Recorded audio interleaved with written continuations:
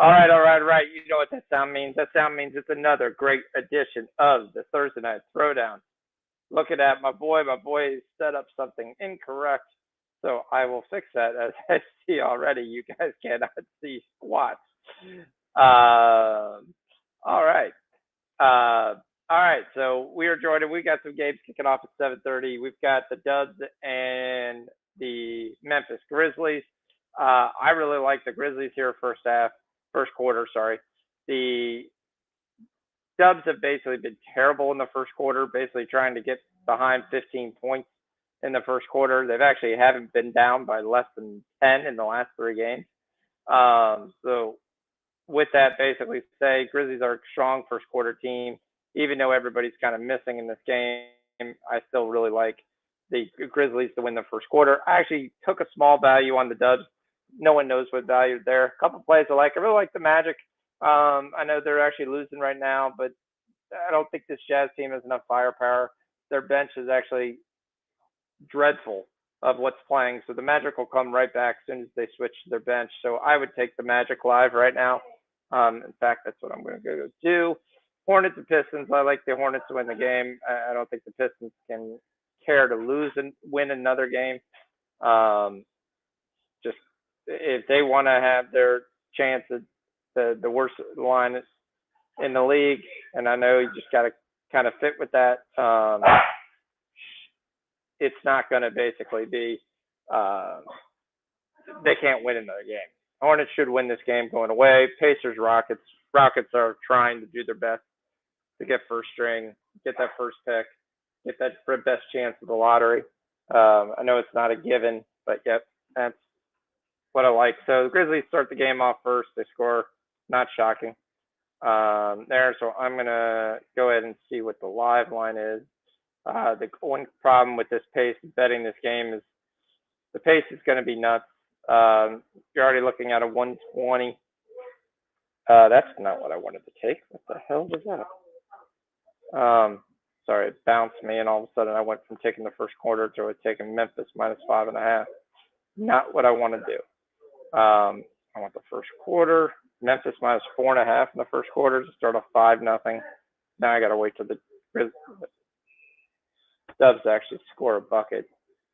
But I don't actually hate that.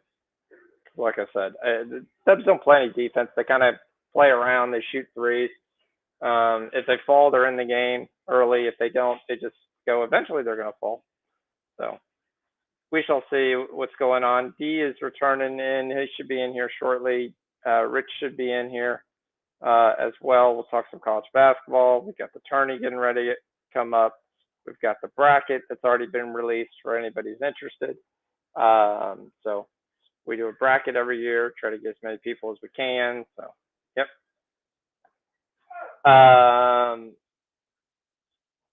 So, other than that, lots of games going on. San Jose State and Nevada are in overtime. Let me see if Rich is joined. I got to bounce back and forth. All right. Still trying to get this first quarter here for the Grizzlies. And can't get it because nobody wants to actually like run an offense. 2 seconds a shot, 2 seconds a shot. That's why I'm also big of the rebound. There's tons of rebound opportunities in this game. And of course, the Grizzlies hit another three. So now it's 8-2. And my look was perfect. And the stupid Dubs just suck in the first quarter. I don't know why anybody bets the Dubs free flop. I just don't. I mean, they don't win any first quarter. They're terrible on the road. They come storming back, but pre-flop, I don't know why anyone ever baits the Dubs. That's kind of what I said last year too. I was like, I don't know anybody that should bet the Dubs on a pre-flop basis at all. Down 10-2, Grizzlies first quarter, and we'll give it a minus 2.5. It's gonna be free money. There we get the Pacers still up. Still looking at seeing what we can get from that game. Hallie's kind of points is what we looked at in this game. We're going to look at the 8 o'clock game. We're going to be on Bridges. It's not 5 points. So Bridges is at 25.5 points right now. So we're going to be on that. Bucks should even cover the 9.5. New Orleans Noel will make his debut for the Nets tonight, coming off of being cut by the Pistons in a buyout mode, and that gives the Nets another center. But the Nets are going to sit Claxton tonight. They're going to sit Dinwiddie tonight. They're sitting Cam Johnson tonight. Cam Thomas should, in fact, have a really good chance to go off. Seth Curry's going to get some action to love tonight. I know he's been coming off the bench. He may not be a bad guy to take a look at, but Cammy, the second Cammy, should have a chance for a pretty decent night, which lately he hasn't at all. Day'Ron Sharp is another guy a lot of people like, but you got to see how that rotation is going to play out with New Orleans Noel. Do they let Noel get a full chance? Like right now, most people think he's going to start. I personally don't think he's going to start. I think he's going to play. I was going to look for his minutes. They were giving him 8 points as his prop right now. It's not something I really like.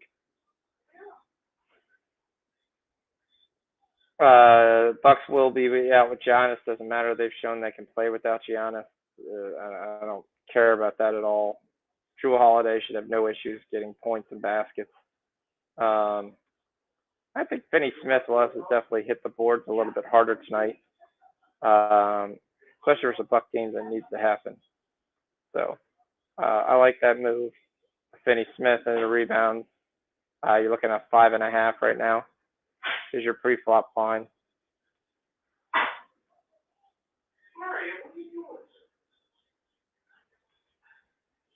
We're watching the Lightning game right now.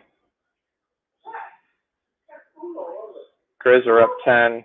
Should cover this first quarter. Yeah, he didn't eat much of his food either. So, yeah.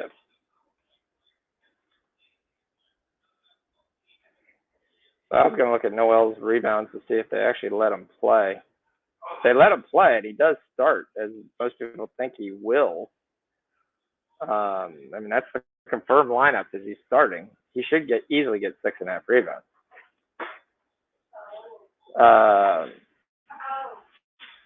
He's more of a defensive guy. The other person that points generally go up when he doesn't play, Giannis doesn't play, is Brook Lopez. He generally appears to the double-digit point mark. So we'll take a look at him and see what we can get on him live. Or pre-flop, we still have 12 minutes to go. Nevada's going to lose this game. San Jose State's pulling away. Grand Canyon's up 4 with a second to go. Oregon and Washington State are tied. Not what I want to see. FAU's up 14. Penn State, Illinois is a good game.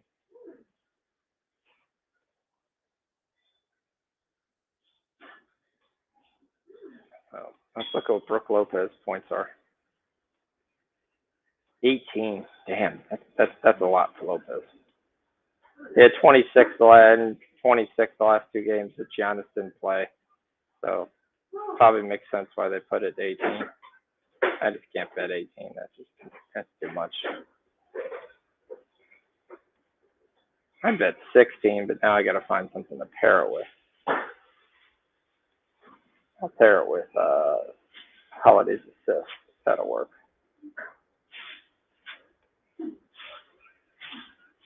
Oh.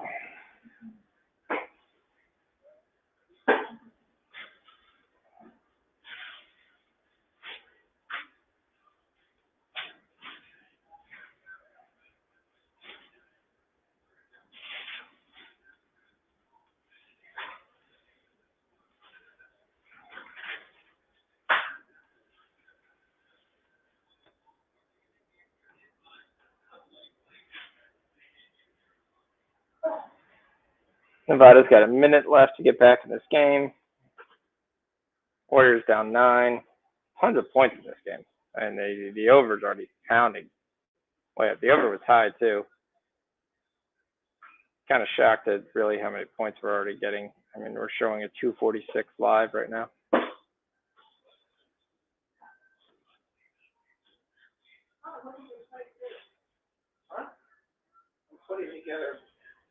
He had 65 points in the Rockets-Pacers game first half. That's good. I'm on the over in that one.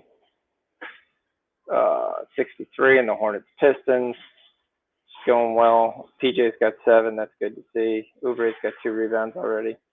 Needs 6.5.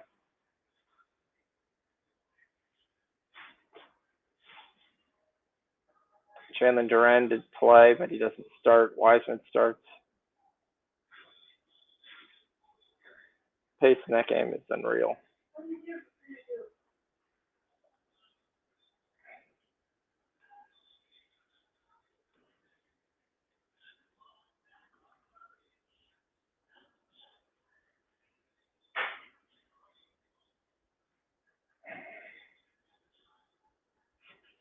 Oh, shit. I forgot to take the banner off. Sorry. Kill me, guys. Oh.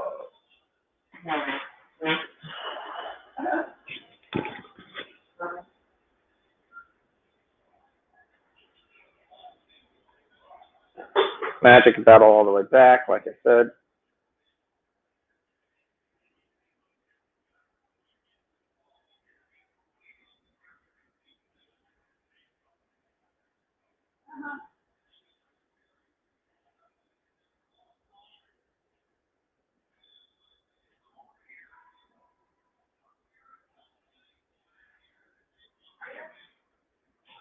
Got 1-1 game in the Lightning game and a 1.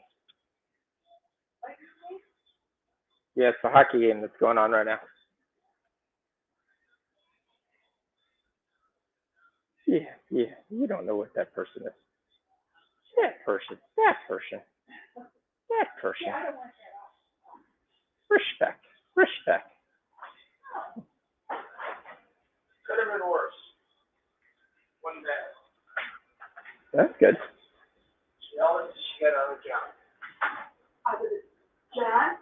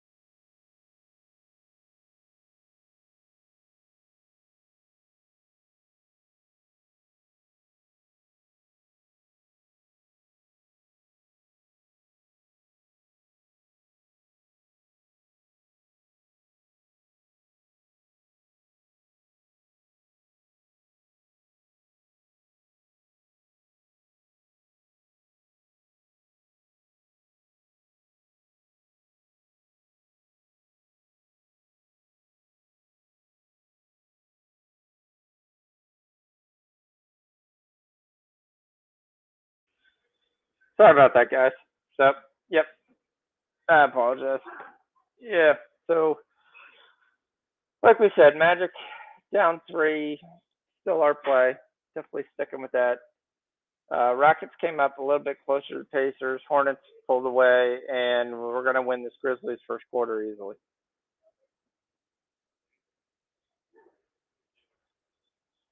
So, yep.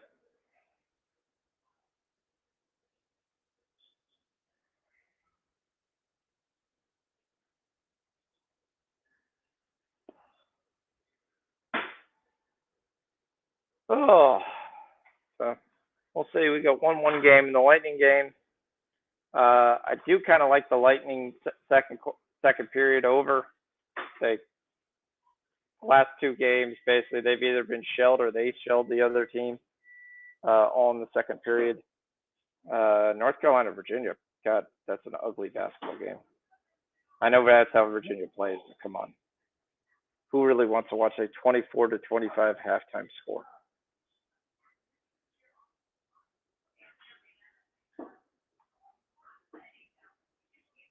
10 baskets.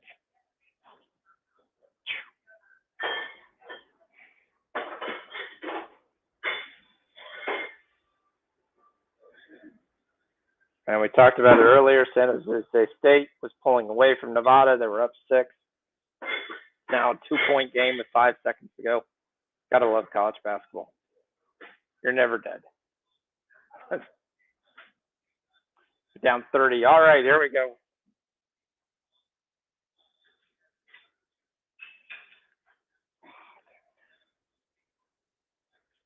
So I'm trying to get this Lightning game, but they're not giving me shit for any props. So that kind of sucks.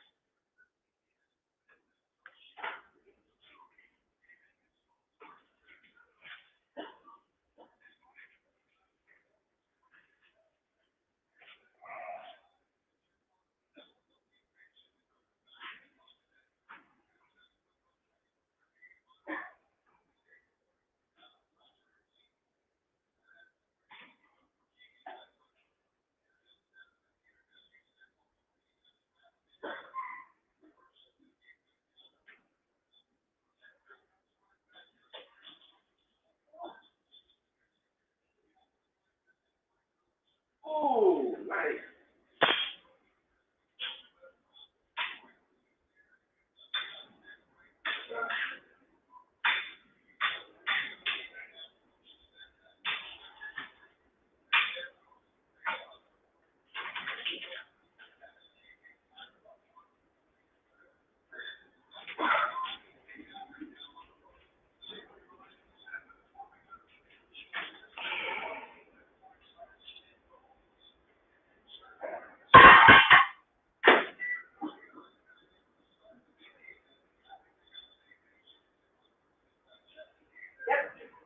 Just right from son.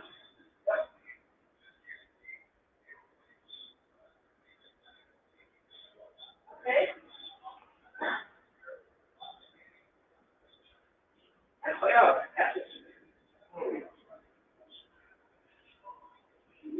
Oh, Mario, what you do with our glass case? Let's just say you're the phone. What? Where's my glass case?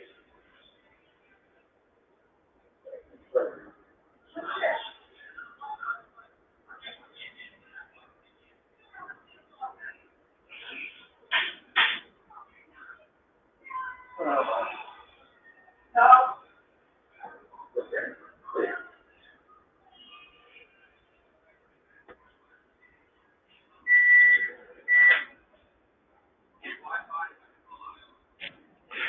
Yeah, we hit the first period over 1.5 in Pittsburgh, so that's good.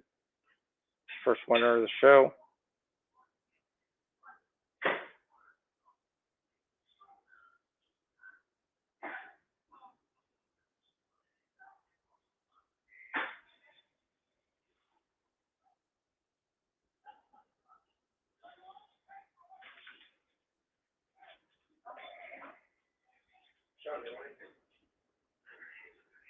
No, I'll make something in a second.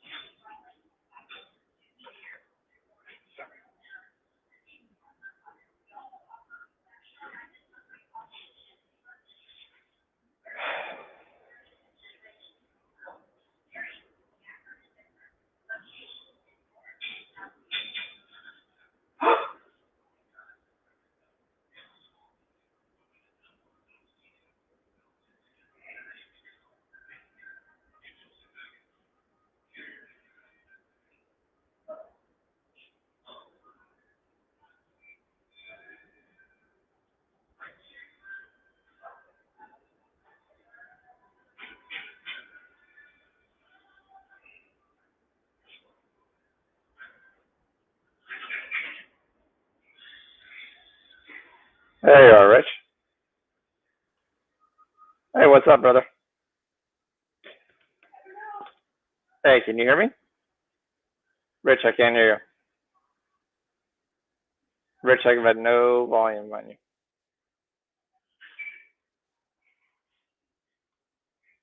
Can't hear anything. No sound.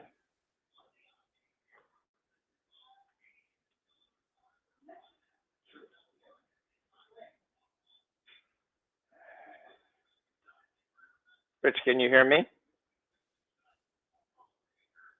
Rich, can you hear me?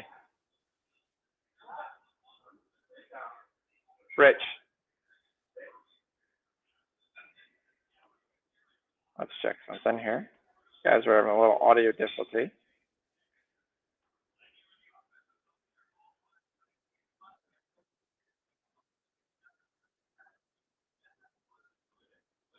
Have a great show. Rich, I can't hear you.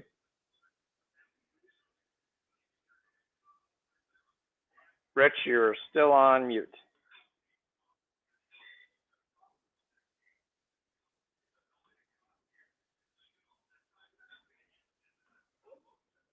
Yep, I got nothing, Rich.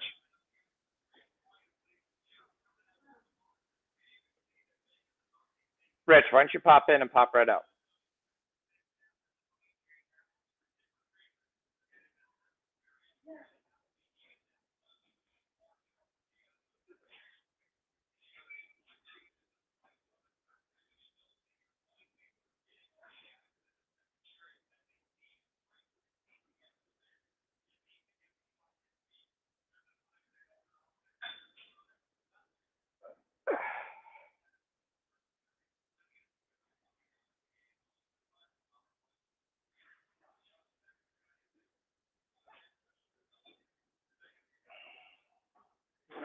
All right, let's try this again with Rich.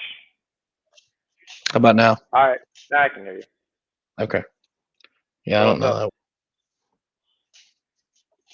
That was weird. So what was your play on Nevada? Because I saw you were excited, but I saw they lost by 4. Nevada. Were you on San Jose State? Yeah. What's that? Okay. Were you on San Jose State? No, I was on. They made a huge run at the beginning of the second half, and they were up by like 5. Okay. It's been the story of every game today so far. Every team either blows a giant freaking lead or comes back and then blows it in overtime or blows it in the last 30 seconds of the damn game. Yeah, I had to see if Oregon covered 1.5, which of course they did not in the second half. The one thing I would tell you, the Lightning second half was terrible. Yeah. If you could get an over 1.5 in the second period, I would take it. They've given up 4. They scored 4 goals last game. They gave up 4 goals the game before. 5. What's going on with that team? Corrected me. They don't have any defense. They don't have any defense. I mean, and it's just guys are getting to wide open shots inside the crease, and Vasilevsky still helps. So if I could get, right now you can get an over 2 at plus 190. I'm actually going to take a shot on that. I think there's goals on the second period. Yep. You can take over 1.5 at minus 110. I'm going to go for the score. The first play I gave out was Memphis first quarter. The rest of the season, I would take the first quarter of whoever plays the Dubs. Their whole goal is to get down by 17 or 19 and then see if they can come back. That's all they do. Yeah. It's literally disgusting. And I went on a diatribe and basically saying, I don't know why anybody takes the Dubs pre-flop. It's the dumbest thing right now you can take. I mean, they are down right now 17 points, and you're only getting 6.5. Wow. You can't, and they suck on the road. So you can't think you're going to keep coming back. Right. And now they finally moved it because they got past 20, which 20 is a big number once you hit in the NBA. Not to say it doesn't come back, but teams sometimes kind of like, oh shit, it's not our night tonight. Yeah. So, I Yeah, love the Magic. at some point they cash it in. Yeah, I love the Magic. I flat out love the Magic tonight. I'm actually shocked Well, that they're losing. I don't know. What do I have left to go? I think Utah State is my last play that hasn't gone yet. What time's that I'm game? on Texas. No, Utah State is late. I'm on Texas -6. I'm on LaSalle +6. Both of those games are live right now. And then Utah State -3.5. Tail at your own risk. Everything I bet today has been a fucking disaster. So yesterday was good. Today was a train wreck. I would take a LaSalle over Fordham. Yeah. I like Fordham. Yeah, but they're not 6 points better than LaSalle on a neutral. No, I agree with that. And LaSalle's actually been running hot lately. That's a lot of what Texas looks good. I've been. Yeah, Texas looks good so far. I mean, almost every one of my bets has looked great at some point during the game, and they've all lost. So Take the first half. yeah, or the second, just kind of depends. If you can figure out which half they're going to be better in. Yeah, Fordham's 6.5 now. Or you just take opposite get right it. now. What you're taking. Yeah. I mean, I wouldn't. MT says take Kansas State. I like Kansas live? State too. No, that's 9 o'clock. Okay. All right, That's let me 9 o'clock. I like Kansas State too.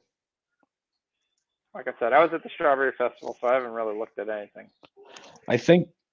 I wonder if you're still getting. We were getting 2 on Kansas State earlier today, but We're getting now. there's weird stuff going on at TCU. Lampkin left for like personal reasons, and they think there might be some issues in the locker room there. So I don't know. So here's my other take. Why are we not on Nova +4.5? Nova's a different team with Justin back. I know, but that line should be like 6 or 7.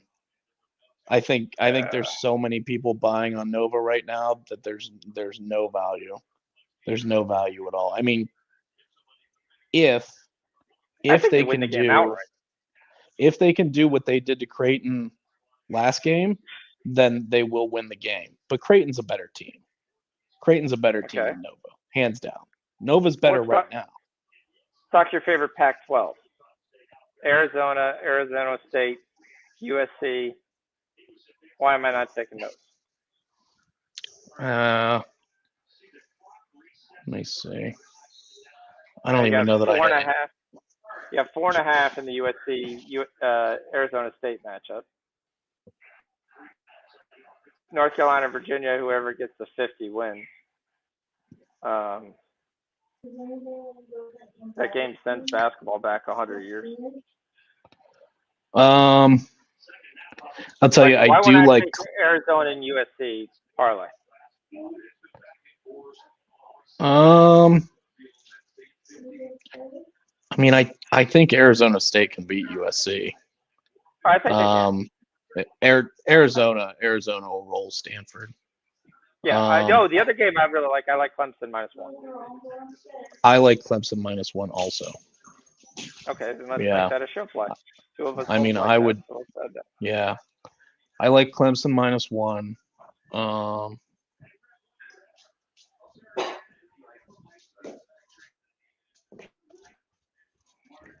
Yeah, I would do. I like USC, but I don't know. The team's been kind of. Or why don't I take Creighton, since you really think they're a 6.5-point favorite, and I think Nova's going to win outright. But I can protect myself. I can take Creighton in Arizona, and I'll take up 1.5 units. Oh, I mean, I didn't bet Creighton and Villanova for a reason because I don't want to bet against Villanova right now. Like I don't have any interest in betting against them. I just think that I think that I should be getting six or seven, with Villanova, and I'm All getting right, I'll stay. 4 because everybody's on them right now. Okay, I'll stay with my original play. I do like Clemson though, and I also like Kansas State, like MT said. Yep. FAU's up 23, so there's nothing you can do there. Pacers and Rockets get to 122 for the half, which the total was 121. I gave you the over earlier, so if you took that, we're slightly ahead of time. Grizzlies are up by 20, and the Magic are down by 8, which is shocking because the Jazz can't score. That Jazz second unit is terrible. I kind of like Minnesota getting a boatload of points too. Yeah, I was on Minnesota last night. I took them first half and second half. So I like Minnesota versus Maryland at 13.5. I think Maryland wins the game, but sometimes you wonder on these big spreads, what's the motivation for them to win by 16? None. There's none. There's no motivation to win. There's no motivation to win by, margin. The only difference is the other team good enough to keep it tight? Is well, a lot of Minnesota good enough to keep it tight? If you're going to lower the scoring, they are. They're going to limit Minnesota's going to drag it in the mud. They're going to limit the possessions, which is going to, basically, as long as Minnesota is able to, score. If Minnesota can score 50 points or 54 points, then they cover easy.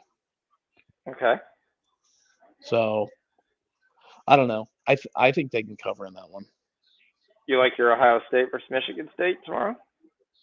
I didn't look at it yet. I'll tell you, Ohio State, they're getting hot. I mean, they gotta run the table. They got hot, and they almost did everything possible to lose that game. Today?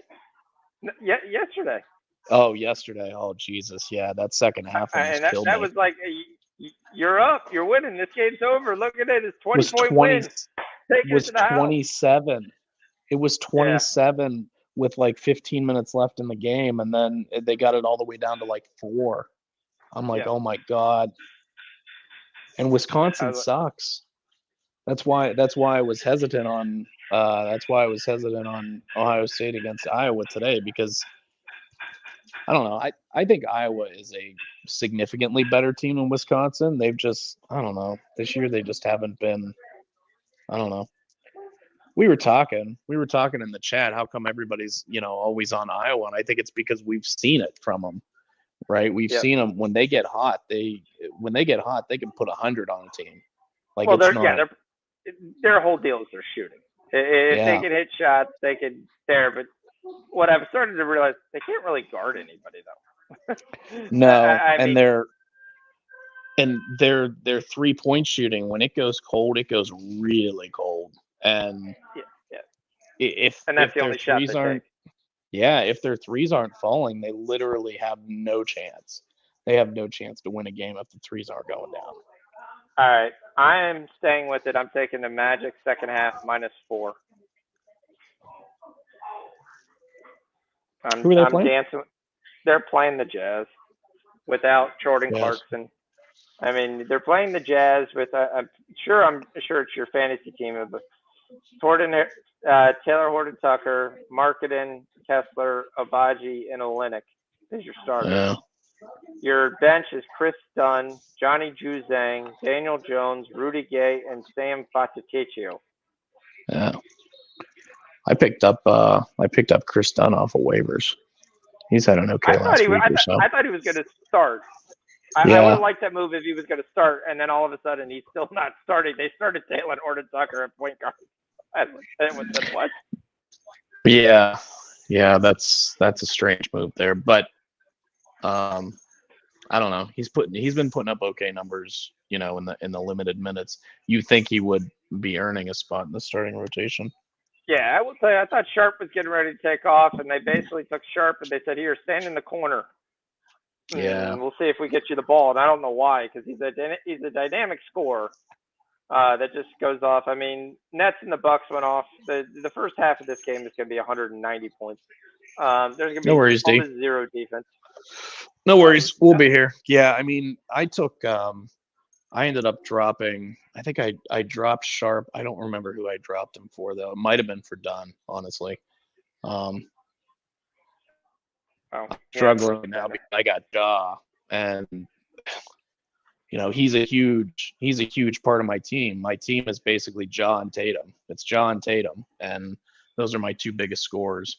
So without Jaw, it's been kind of a struggle here. But it sounds like he's going to be back in maybe 2 or 3 more games here, 4 games. I don't think so. I thought I saw an ESPN alert that he's scheduled to be out 3 more games. He is scheduled to be out, but nobody knows if the league is going to come down. Oh, okay.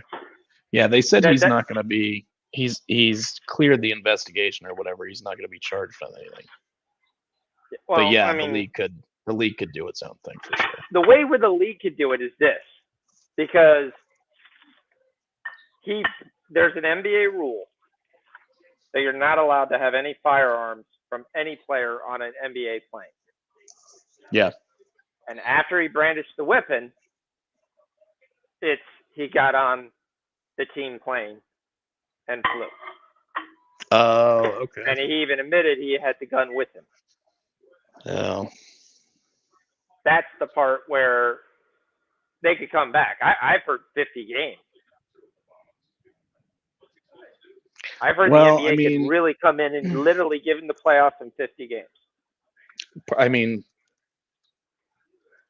personally, I think I've only got like 3 more weeks left in fantasy basketball. So if it's 50 games, it might as well be a million to me. Yeah. Yep.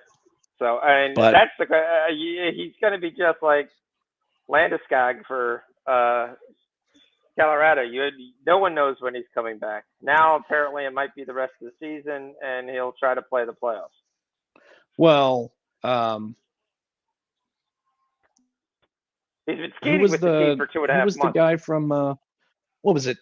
Gilbert Arenas is the one that pulled the gun in the locker room, and he got basically kicked out of the league.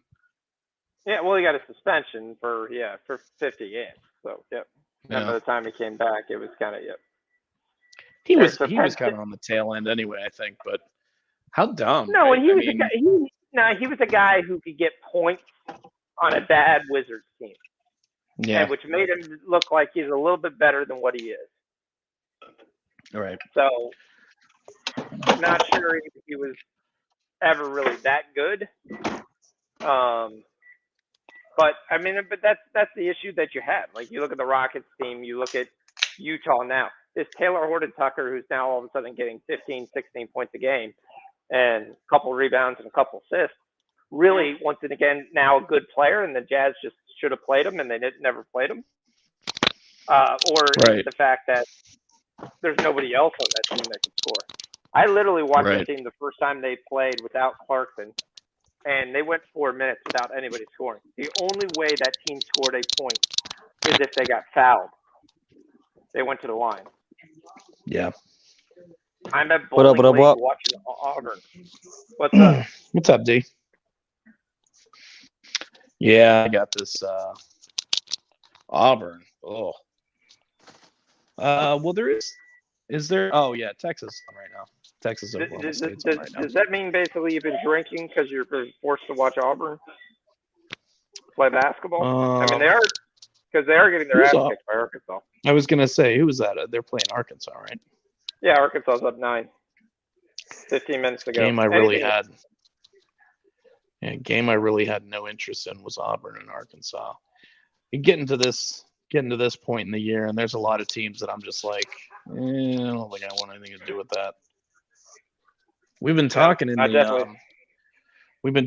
chat. I mean, right now, I mean, honestly, it's current form, and it's a lot of gut, right? It's a lot of gut feel right now. Yeah. You get to this point in the year, you kind of know who's who. It is, but I think matchups are going to play a bigger role this year than what they have in years past. Because you have some teams with size. Like if Tennessee plays anybody with size, they're done. But if they sit there and they play somebody with a bunch of guards, then they could sit there, they could up tempo, they could press, and they could make things happen. If Maryland plays a team that's just a bunch of quick guys, I think they get run out of the building. They don't have enough size or speed to play with that type of guy team. I mean, you look at it. Maryland is I'll be honest. Yeah, go ahead. I was gonna say. I mean, you look at it. Kansas has the most quad one wins of any school in the country. But I've They're watched number this one. Kansas team a bunch of times, and I don't think they're that good. They're number one. I mean, they're the number one overall seed. If it goes to Houston, I mean, I could see them giving it to Houston, but I can't tell you a reason why. No, they won't give it. They won't give it to Houston. But They've already basically said Kansas that is number one.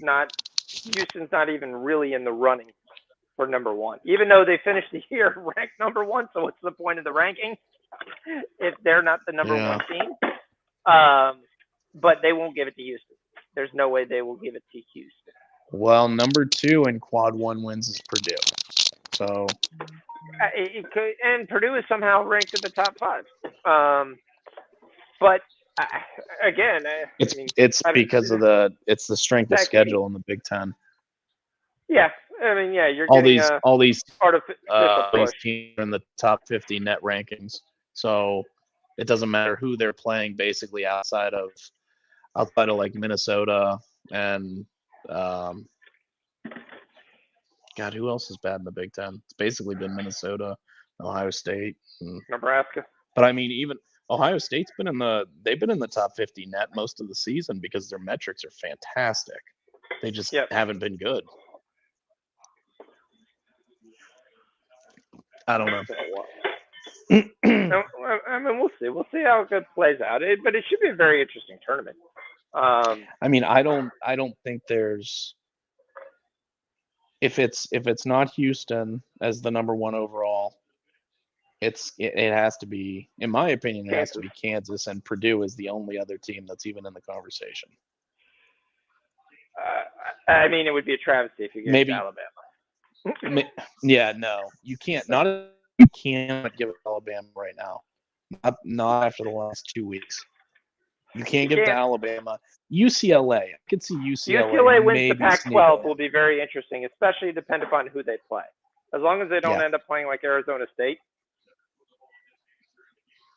If UCLA sneaks in and wins the conference tournament, and Kansas maybe gets bumped in the next round or something like that, and Purdue doesn't win it, I could see them giving it to UCLA over Purdue, though. I don't know. The Big Ten has higher teams in the net than the Pac-12. By the way, the Warriors are now only down 6. Like I said, they suck in the first quarter. I wouldn't play them ever in the first quarter ever.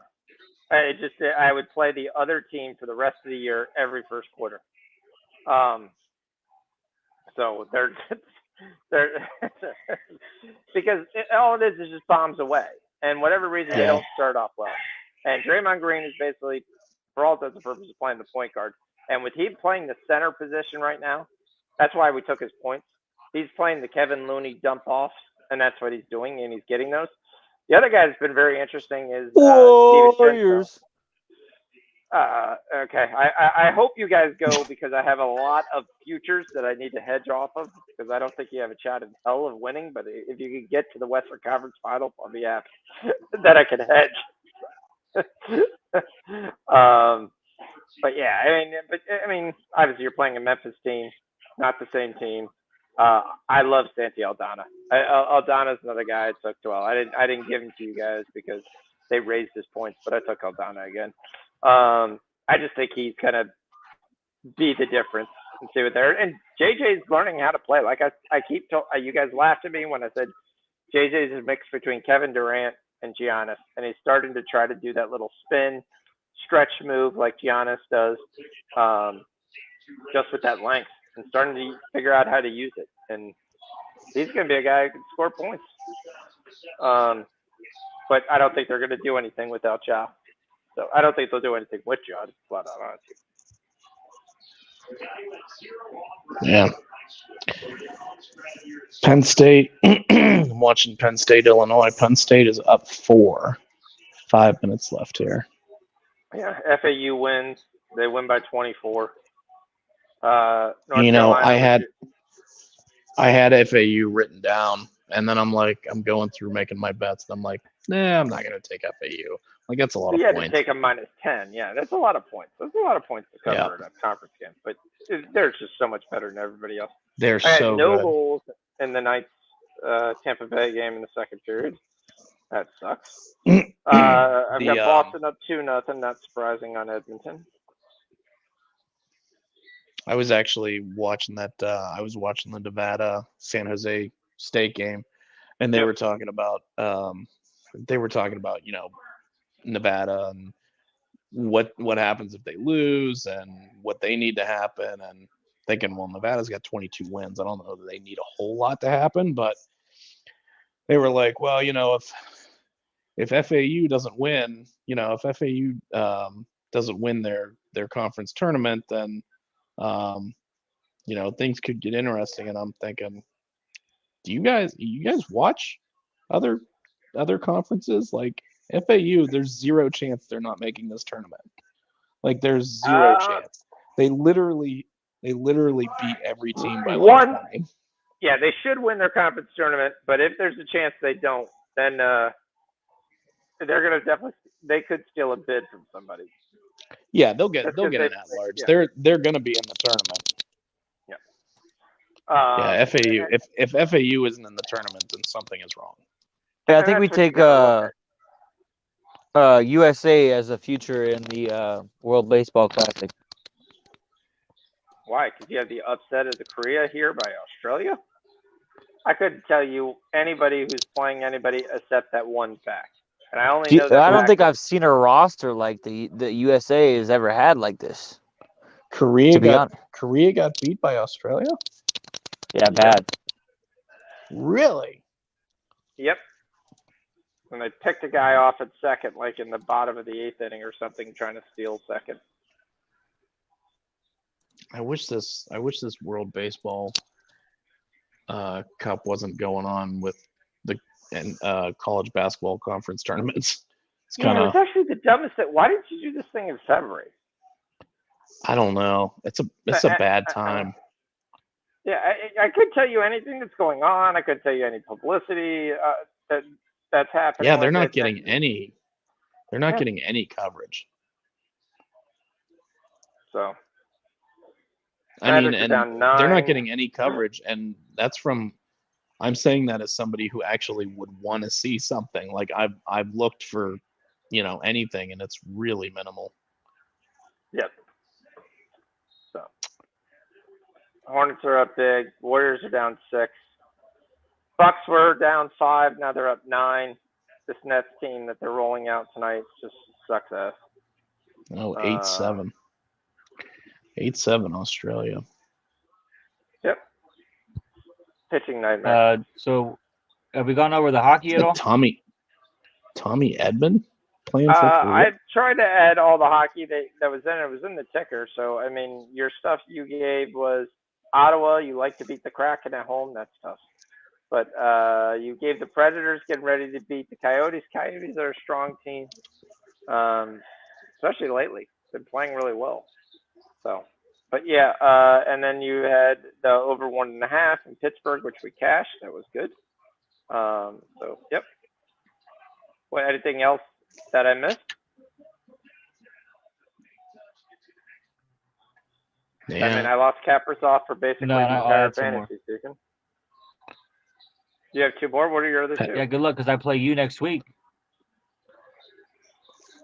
Yeah, that's a shame losing Kaprizov then. I mean, it's just not what I wanted to have happen. So, Yeah, here. You made the playoffs. Here, 3 of your big guns are sitting on IR. Yeah, it's gonna go well. Can't wait. Bridges But we'll over see. 52.5 points. What are we doing here? What's up with the I banner? said I said I see 25 and a OJ half. Washington. He's drinking orange. It's not PJ. It says 52.5 for Bridges. It says 52.5. I didn't catch Who's that. drinking here today? Me? But I didn't type the banner. Yes, we expected you to be drinking by now. Yes, definitely. You know No. how Fox types. It's like he's typing with his toes.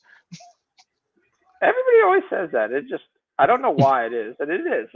I'm thinking of it when I'm typing it right. It just doesn't come out right. So in my mind, I typed it perfectly. So hold on, I'll take a look. I blame small keyboards.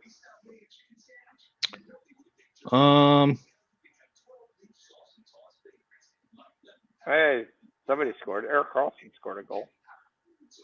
Didn't think it was I thought I flying. saw something. I thought I saw something where, like USA, somebody was on USA to win their, what is it, their group or whatever,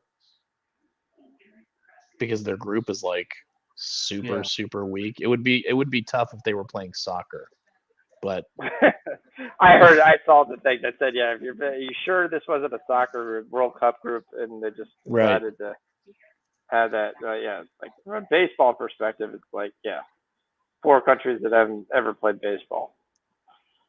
All right, Orlando's down 10. Come on, guys, stop screwing around. Now they're down 8. And MT13 says need to make Chat GPT that rewrites what Fox means. gotta use the AI. I would welcome the AI. I have no issues with the AI.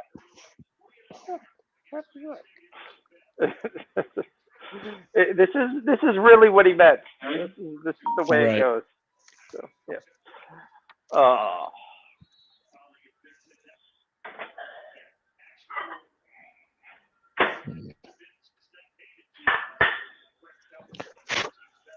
Still 1-1. Yep. Still 1-1. No goals in the second period. No goals. Yep. No stoppage. Just went really easy. Man, Penn State is up 10. Yep. They what needed did this Illinois big get? time. Illinois get a what? 10 seed? We got the 3, right? An 8? What do you mean in the NCAA tournament? In the tournament, yeah, it's got to be a 10 or higher, don't you think? I mean, there's 7th in the conference. No, they won't get. I don't know. They might be maybe like an 8. Rarely do you see any Power 5 conference teams get anything lower than like a 9 or a 10. Yeah, I would say that's what I was saying. an A 10. I mean, they're going to be okay. I got them more yeah, than 10.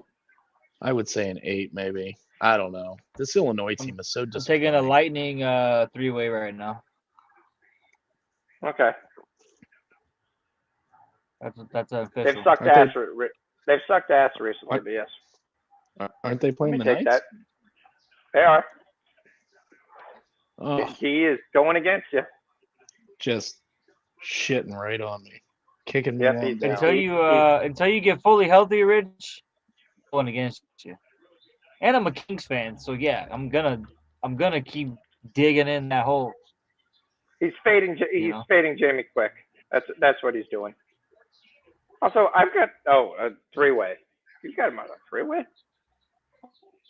Well, I've got a 3-way of -2. Has for the next I've got 10 a days. 3-way. Oh, okay. I don't have a 3-way. I just have draw no bet.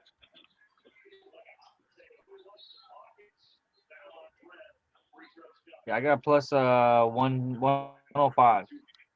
Okay, I got. Because I'm not getting that. His teams has to win, so I don't think.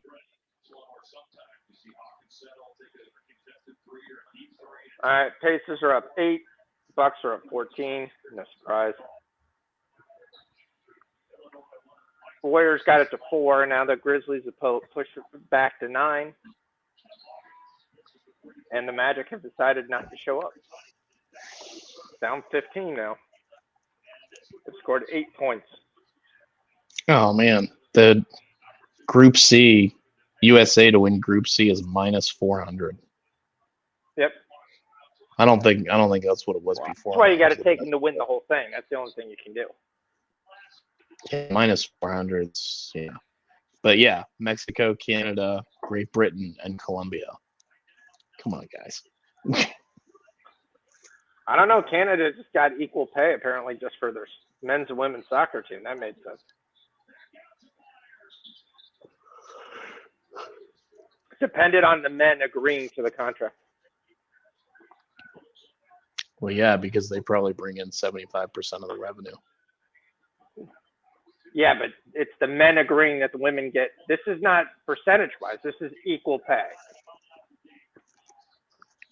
So yeah. Equal pay should always be as a percent of revenue. It's like a sales figure. Right. So you're the salesman. You're selling. The Canadian women are good, but the men are still a lot better, and they still bring in a whole lot more revenue. Well, I think Illinois might be toast. 12. Yep. What's this? The quarterfinals? Yeah. It's got to be the quarters because is their championship on Saturday or Sunday? So it would be on Sunday. Okay.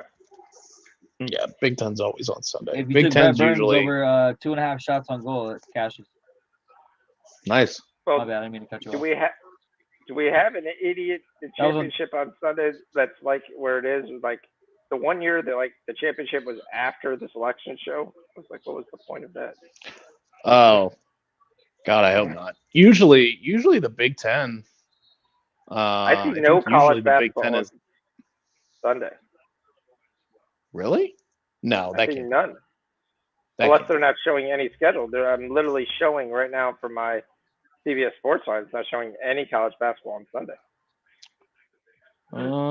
Maybe I would expect to see like TBD, like Big Ten championship TBD, but I don't see anything.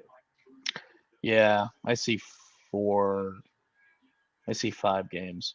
Okay, must be because the teams haven't been decided. 3:30 p.m. is United Center in Chicago. That's the Big Ten championship. 1 o'clock is Barclays Center. That'll be the Big East. Yep. Bridgestone Arena in Nashville would be the SEC championship. That's at 1 o'clock. Jadwin Gymnasium, Princeton, New Jersey. I don't know what the fuck that is. 12 o'clock. Ivy League? Maybe Ivy. Dickies Arena, Fort Worth, Texas would be Big 12. I think. Yep. Oh, wait a minute. No, okay. Nashville might be the American. Okay. That might be the American. Well, the Warriors are now down 11. Defense is such as their specialty. 125 points so far. You got a lot of specialties. 2 minutes to go. But Draymond's got eight points, so we only need 1 more point from Draymond. Jackson's got 16, so we only need 7 more points from Jackson. So both of those should cash. And my boy Donna's got 9 points, and I only need 2 more points from Eldana. OKC is going to copy it, apparently. Copy what? To not play any defense? I mean, right now they are.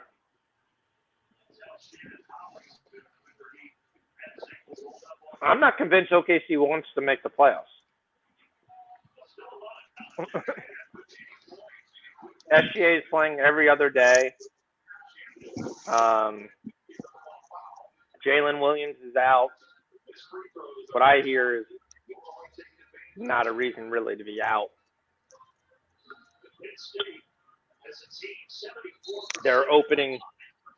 They're playing 9, 10, even 11 deep in some games. You don't see that in the NBA.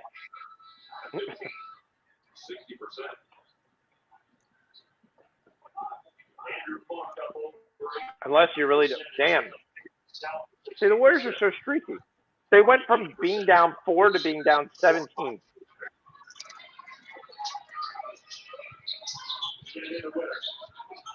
Hey, D, it's about that time for the Warriors.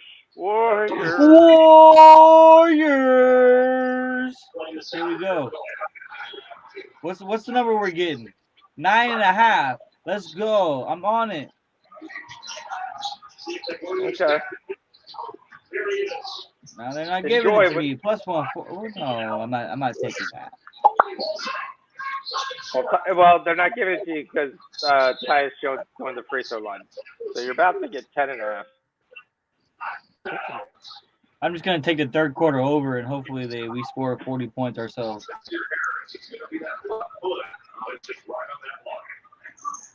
Well, if you took the over in this game, you're going to feel really good because you're going to get about 100 points. Yeah.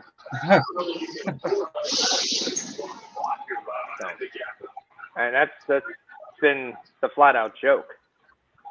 The Bucks are up 21. The Nets scored 22 points in 20 minutes right now. So Bridges is probably not playing the fourth quarter.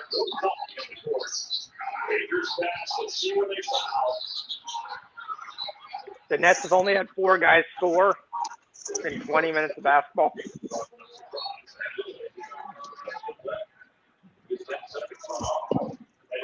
It's hilarious, but that team's going to be like the 4th seed in the East. Here come the Magic.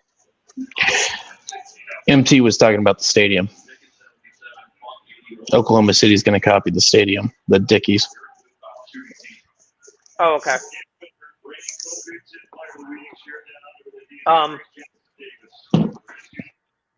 Minnesota's told Zadarius Smith that they're not cutting him. You need to honor your contract.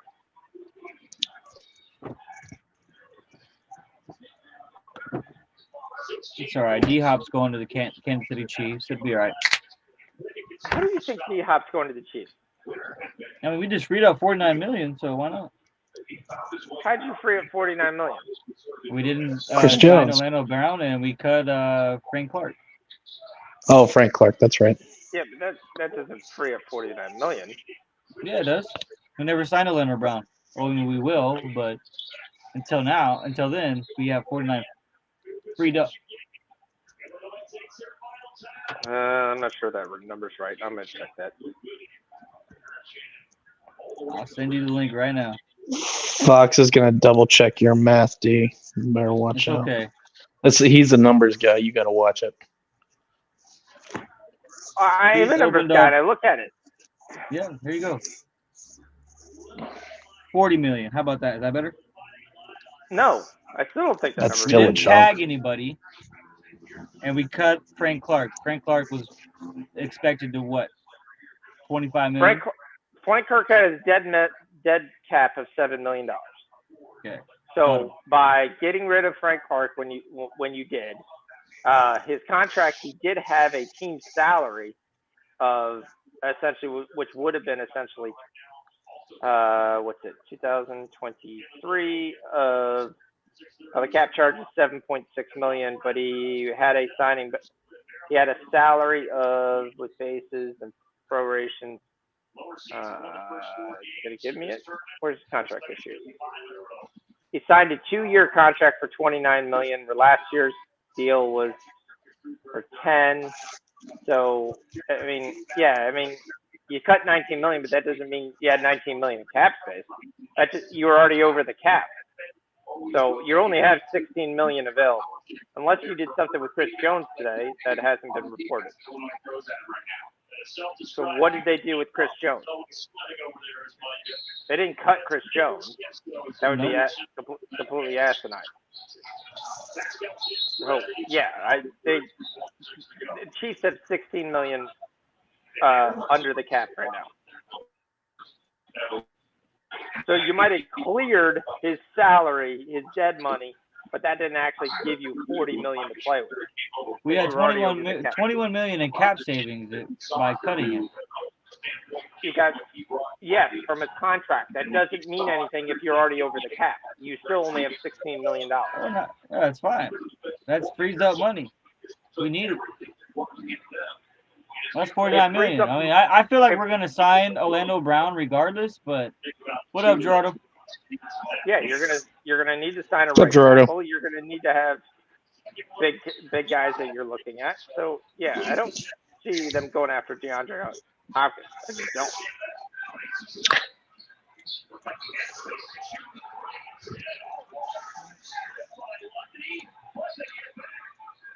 I mean, maybe he takes less money. Maybe D-Hop takes less money. How much has he made? He's made a chunk, right?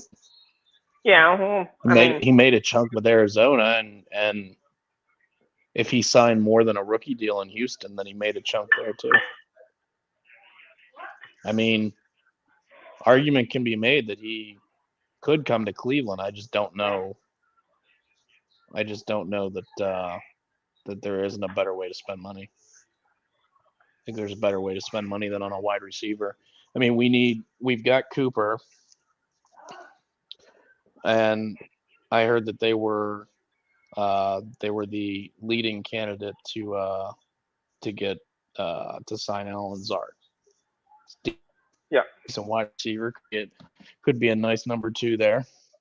I mean, between Cooper and Donovan Peoples-Jones, they both had pretty decent years, and that was only, that was mostly with Brissett.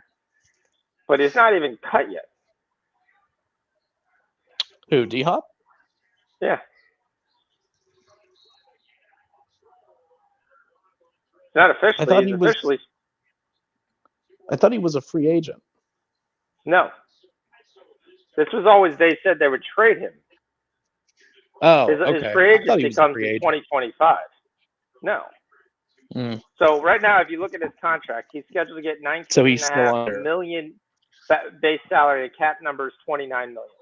They could cut him, and they would save $8.9 million in cap savings because they're not paying $29 million, but they take a dead money hit of $21 million. Yeah. If you trade him, you're still taking a dead money hit of $21 million. I don't see why the Cardinals would do anything unless you're. Yeah. Yeah. Unless they really trash too. Unless they really just want to move on from him. Yeah, which maybe. I mean, you can sit there and say that's there. Maybe there's bad blood. It's still there, but I mean, yeah, he's not worth $30 million from what he produced last year. He's definitely not worth $30 million. But was that D-Hop or was that he was out? He was out for the first 6 games of the season, suspended. Yep. And then I think he was injured. And he did. And he had 18 season. Receptions the first game back. Oh yeah. See, I think the issue there is they're bringing in a new coaching regime, and I mean paying $20 million to a dude's got to be 30 years old, right? 20, 29, 30, 31. Paying that kind of money to a guy that's at that age is,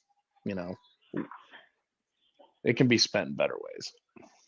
Correct. It can be, but you've got to decide what you're doing. I mean, it's until he's cut. Sure. I mean, if he's cut, like if I was them, if I was going to cut him, I'd cut him after June 1st. I think first you push $10 million this year, you push $10 million next year. I think there's a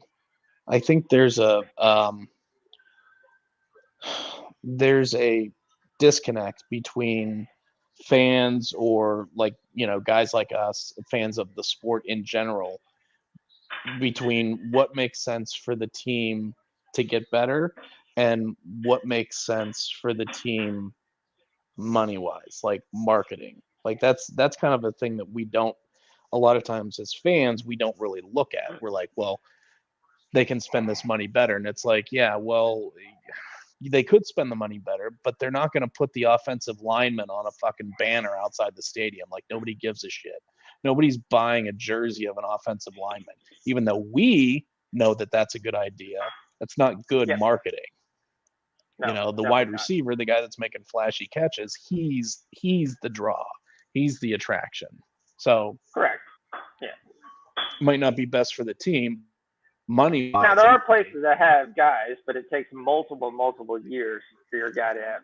All right, the Warriors are back down to 18. I'm going to take the over 115, and that's going to be an official play for second half. I don't think they can play any defense. I don't think that's going to stop. So I like the over 115 in the second half.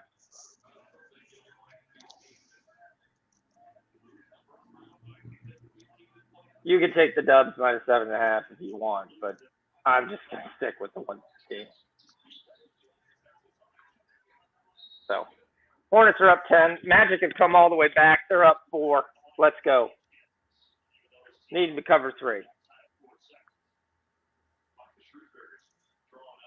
Or the second half, we need him to lose by less than 4. So.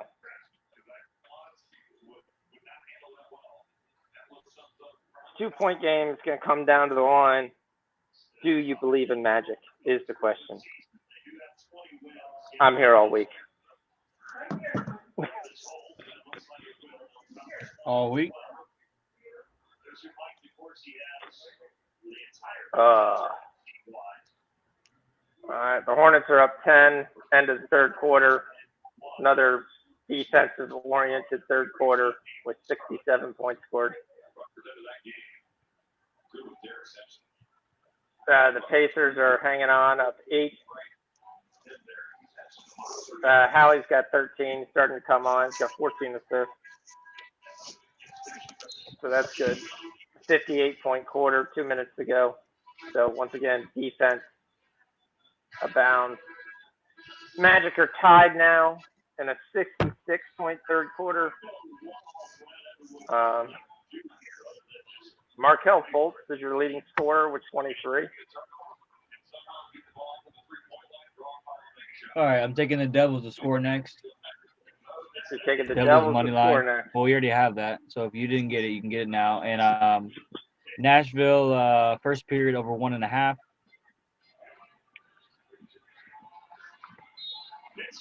Who's New Jersey playing? I don't even have them available. Washington. Yeah, it's not Washington. Got Carolina, got the Lightning. Edmonton finally scored. You got Colorado and the Kings.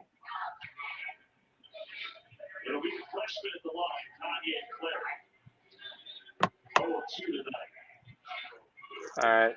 Is it at like halftime? Is it at second period or something? Third period? Which one? What are we looking at? The New Jersey game. It's intermission of 2. After 2. Okay. So we're starting the third. All right. There we go. Washington and the Devils. We're taking the Devils. And we're taking the Devils to score next, right? That's what Yep. All right. Who's got basketball on? Can you turn down just a little bit? That would be Rich. You're good. I just My bad. Just a little bit. No, it's all All good. right. He's watching Arkansas only up 8. And we're watching Illinois drove it all the way down to 3. Got it all the way to 3, yeah. They got it down to 3. Fordham's up to 7 right now. That's going to be a hold on to your butts, whether that matters. Texas is up 15. That's big. We got the late games getting ready to kick off now. Stanford, Arizona, Minnesota, If you Maryland. took Minnesota plus 13.5 against Maryland's going to be on the same floor here. Penn State, Illinois just finished up, so that's probably going to be about half hour, 20 minutes, Yeah, a half little hour small on delay. Yep. that. Yeah, that Kansas State. that Kansas State TCU game will be on the same floor as Texas OK State. So that one's going to be probably 9:30, 10 o'clock.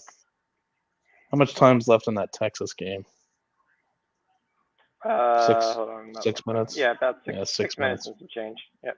Yeah. So that K-State game, we're on Clemson. D, I don't know if you saw that. That game will be probably 9:30, 10 o'clock. Clemson -1. I don't know. This UNC Virginia game might be going to overtime. Didn't Jameson Battle go off the last time these guys played? Yeah, he did. Yeah, Battle and Garcia. Those dudes are solid, man. They can keep this game close. I mean, 13 is Battle's way point too prop much. is only 12.5.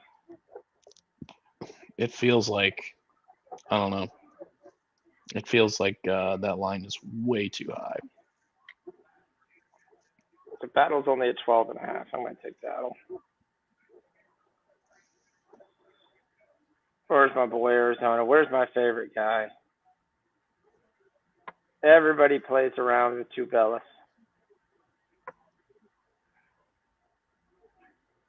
You can play with your Bellis, and I'll go ahead and take my boy.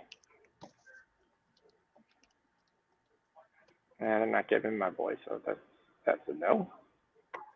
All right, we got Creighton and Villanova props. Let's see what we got here. Well, if you like Villanova, take oh man, what's the dude's name? Dixon. Take Dixon. Yep. Eric Dixon. Yeah. If you like Nova, take Dixon. So you take Nemhard, or do you like Kalkbrenner better? See, the issue is that that's why Nova played so well last time, was they were able to pull Kalkbrenner out with Dixon, and it like he didn't do shit the whole game. So I mean, maybe Creighton's got an answer for that. You know, maybe. I don't think you were talking about Dixon. I think you're talking about Justin Moore. Cash no, DJ. I was Dixon. Yeah, check the points on Dixon from the last game. He hit like 7 threes in the first half. Okay. Dixon had 30 points in the last game. Okay. I mean, PJ Washington cashes though. We take that all day. Nice. He is such an underrated guy. I love PJ. Nobody sits there and looks at him or there. All he does is just do his job. And the fact that when they kind of let go of Plumlee, it's just like he's not there. LaMelo Ball's not there. Everyone's like, oh, you got Oubre, you got Rozier, and then both of them hog the ball a lot. But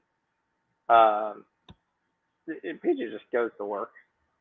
Just goes to work, does his job. That's all he needs to do.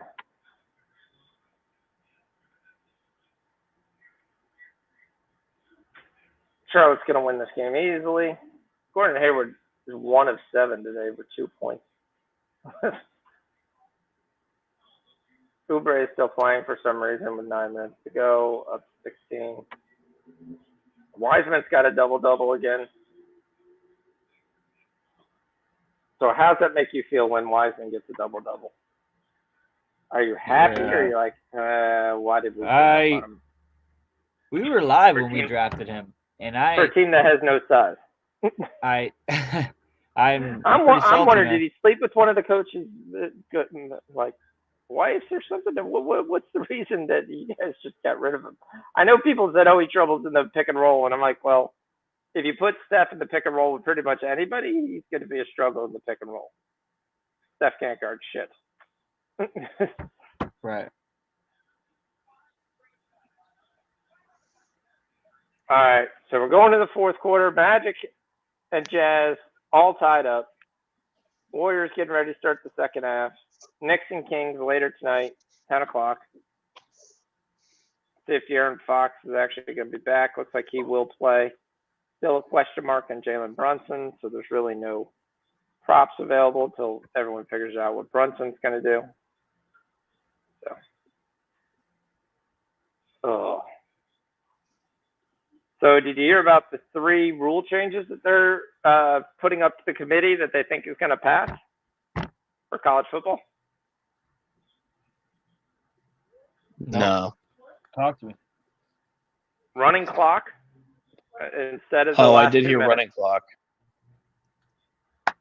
Yep. No consecutive timeouts allowed anymore. Okay. That's to stop the team from calling a timeout, then you call another timeout. You're allowed to do that now?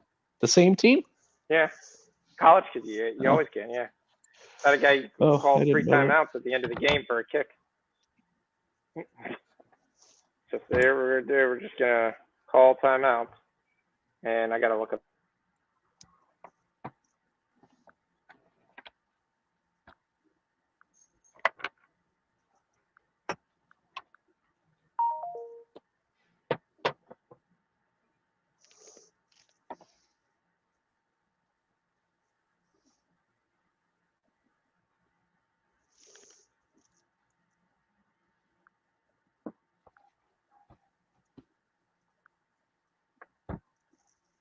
One's not as big, but it's no untimed down at the end of the first quarter or third quarter.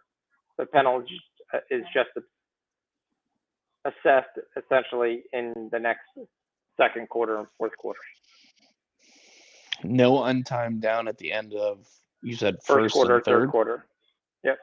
Oh, okay. Well, that's not that. Yeah, but that's by not tagging OBJ. I think it's more of a. I think it's more of a. Would be a bigger deal if it was the second quarter and fourth.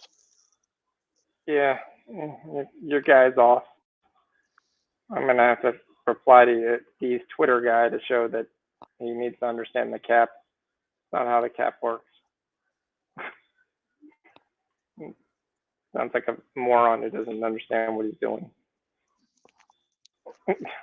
Yes, they got cap space with Orlando Brown by not tagging him, but that does.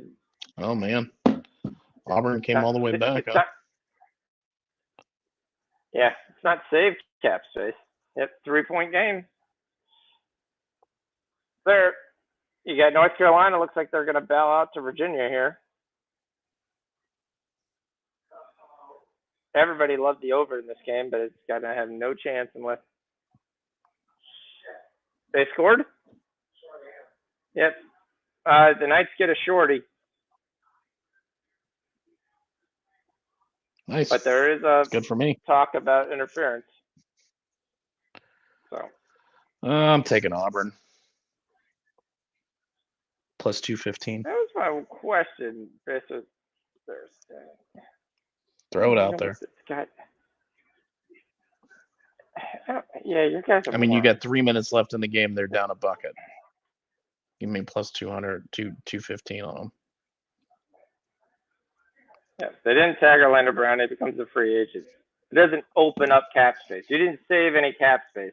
You basically just save cap space by not signing him. You still got to sign somebody, and you don't gain any cap space from the deal. So that tweet might be one of the dumbest tweets I've ever seen. What's up, Jump Shot? How are you going to do? Are you watching your boy No One's Noel playing from the Nets tonight? I mean, I know how he became a Detroit Pistons favorite, sitting on the end of the bench for 2.5 years and making $18 million just watching everybody else play basketball. He's got to be one of the biggest busts in NBA history, right? I mean, basically, I don't know if it's a bust because I don't think he had anything. I mean, he's every year guys drafting. Wasn't he a number 1 overall pick? He was from the 76ers. For the 76ers, he's a defensive shot blocker in the realm of who's the old Detroit Pistons center that they had? One defensive MVP 2 years in a row. Drummond? What's his name? No, center. Well, you the did guy have with the Drummond hair? before Drummond. Yeah, the guy, the one when they won the titles. Ed, what was his Nelson name? Collins. What's his No, stupid name? Oh, guy that had the afro. yeah. Piston center. Come on, jump shot. This is you. This is your team. I'm not even looking this up. It's your team. The guy with the afro. They were playing. That was when they were good. The Pistons were winning Ben Wallace. championships or whatever. Ben Wallace. There you go. Correct. There So it he's is. in the mold of Ben Wallace. The whole thing with Noel was, even when he was in college, he couldn't shoot. He didn't score at Kentucky. Except for dunks and defensive, and they thought he was going to be a tremendous defensive guy. And it was always, oh, we could develop his offensive game. They've been trying to develop Mo Bamba's offensive game in the same. I mean, every year the guys draft these guys like this. Mo Bamba, same thing, top 8 pick. Oh, he's going to develop. He's done absolutely nothing. Being big and tall, if you're not agile or coordinated enough to work, there's a part where you got to say, okay, the game's not really going to change. Like, I like Mo Bamba, and I still like Mo Bamba with the Lakers, but he's so good at the Lakers barely play him. And Mo Bamba's playing for the Lakers, yes.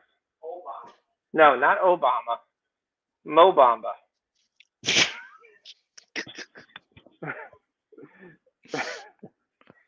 Again, you can always count on the commentary coming from my father. It's just pointless. Oh yeah, my dad does the same thing.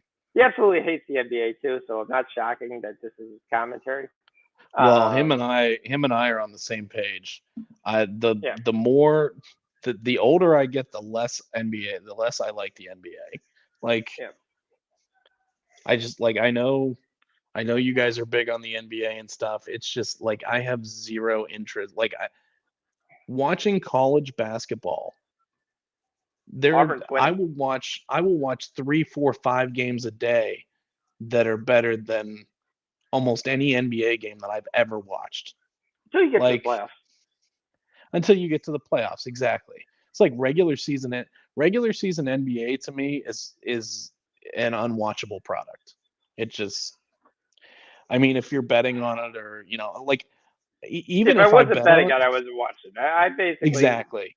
I'll have it on in the background and I'll be playing baseball. Yeah.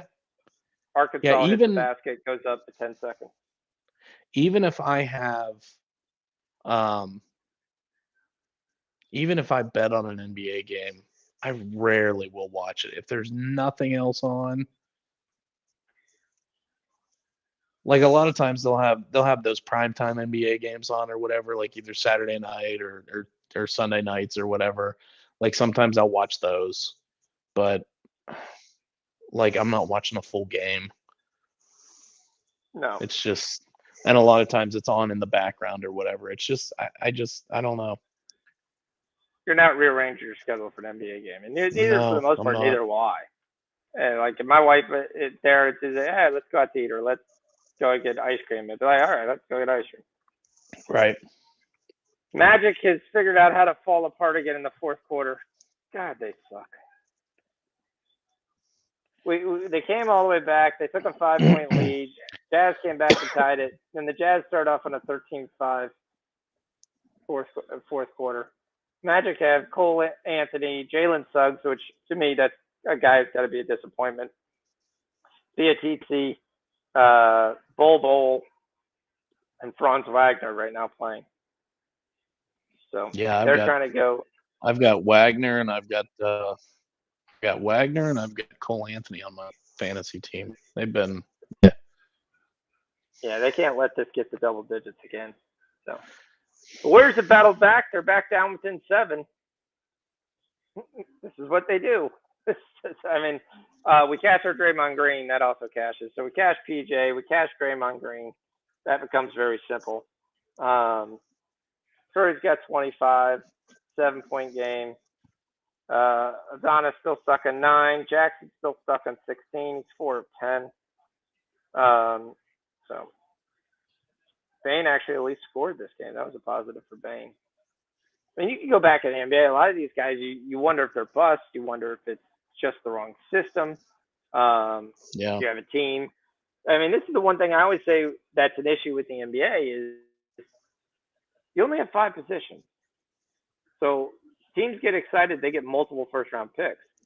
Well, that just means in a couple of years, like say you draft 3 guys. Say you're the Rockets, right? We drafted 3 guys: Ty Washington, Tari Eason, and Jabari Smith.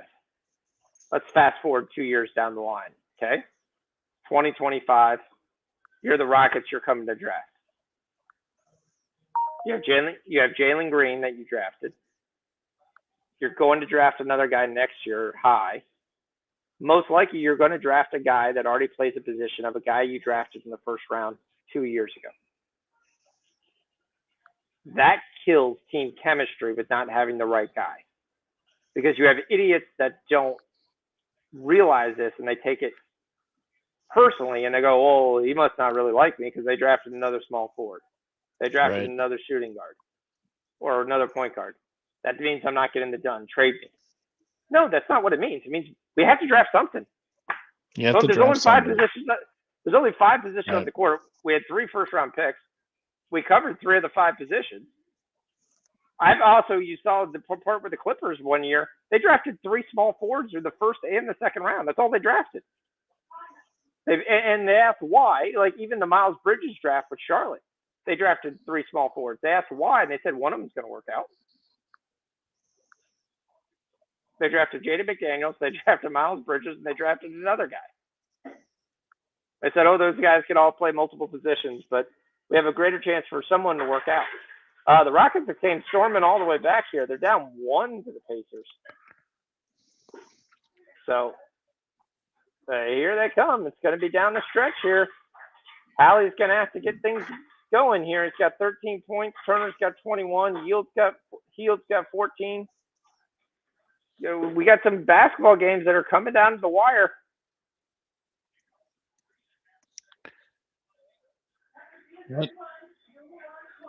What happened? Come on, Magic. Arkansas's up 3. Yeah, I don't know what happened here.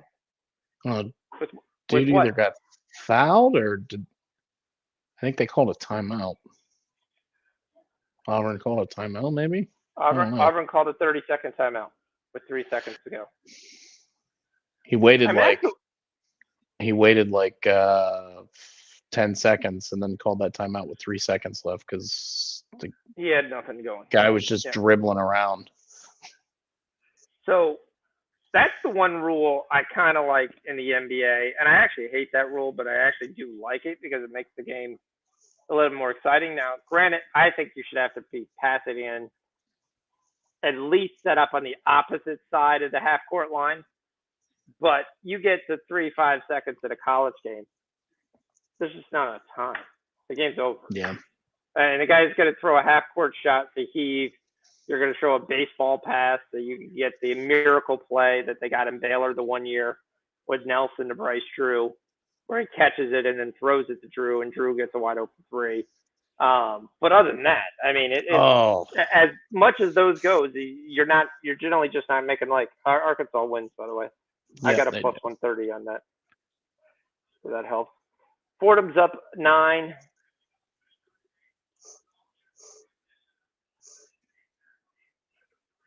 Grand Canyon wins, Utah wins, Penn State wins, FAU wins, Middle Tennessee wins. They win by 1 over Charlotte. Wichita State wins. Virginia beats North Carolina. That actually goes over. Does it go over? It's 127. What's the pregame? I took the over. Shit, I went 128. I got 127. Damn. So that doesn't win. Texas wins by 13, so they covered the 10. They cover your 6.5. They covered my 10. Stanford, Arizona. Oh, that game's over? Yep. The Texas game? Okay. 60-47. Okay. Scoring juggernaut. And we got the college games getting ready to kick off. So Magic can't make a basket with this lineup. Can we get this lineup off the stupid floor? It's almost like you don't want to win the game. And what lineup are you going? You went to the fourth quarter, and what you decided to do was split your lineup. So 3 starters play with 2 backups. So you have Fultz on the floor right now, Harris on the floor, Pancaro on the floor, playing with Vita Dietzy and Jalen Suggs. And that lineup has scored 9 points. Finally, you hit a three and you make it 6. Let's find a different shot than a three-pointer. I think the second half goes under the Nets Bucks. That's kind of where I'm leaning. I don't think they're going to get a lot of points. Hornets are up by 12. That should be an easy kind of coaster. I got to look what I actually have live right now.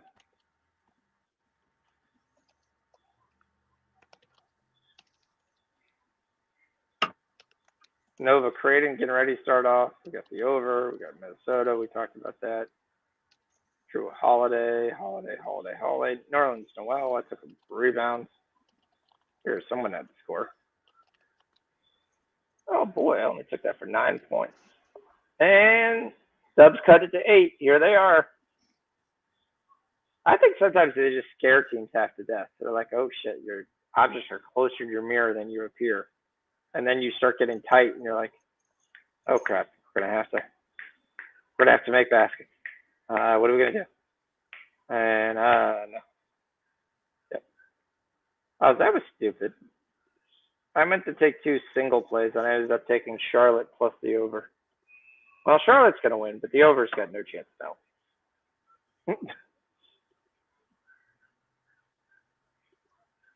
All right, Arkansas wins. Now we get in. Got Clemson to go next. Let's go. Bucks should win.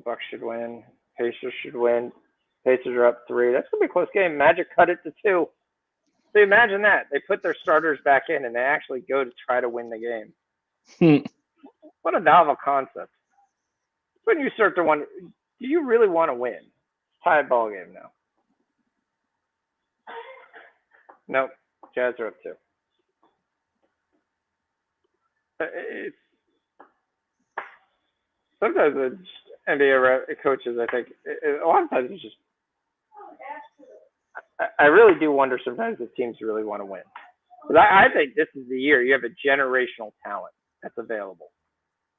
A 7'2" small forward that can dribble like the wind, can get to the hole, can rebound, can shoot out to 25 feet. I mean, the only question is going to be him putting on weight, which you should have no issue with that frame, putting on weight. But, sorry. You need to try to lose as many games as you can if you're the Magic. Sorry, not the Magic, the Rockets, the Pistons, and the Spurs. The Spurs actually let the Rockets win 2 in a row to make this an actual chance of who's the worst team. They're like, oh, you want to play us? You're going to win. All right, all our guys are hurt. None of them are playing. We decided the second game that they're still hurt and none of them are playing, and then they played the third game. All right, no big problem, D. That happens. Family comes first.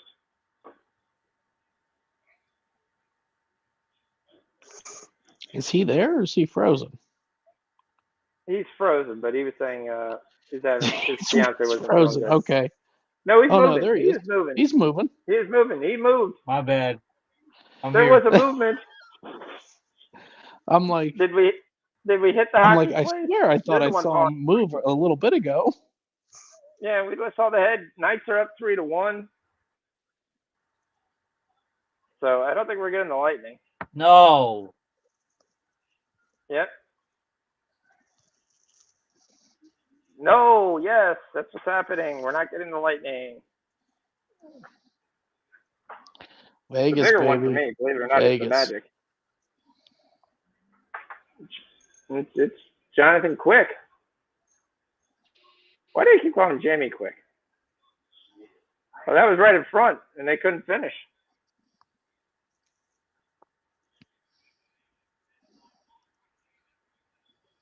All right, Jump shot. 12 Jump shot wants to Hornets know game. who has more points tonight, De'Aaron Fox or Julius Randle. Fox.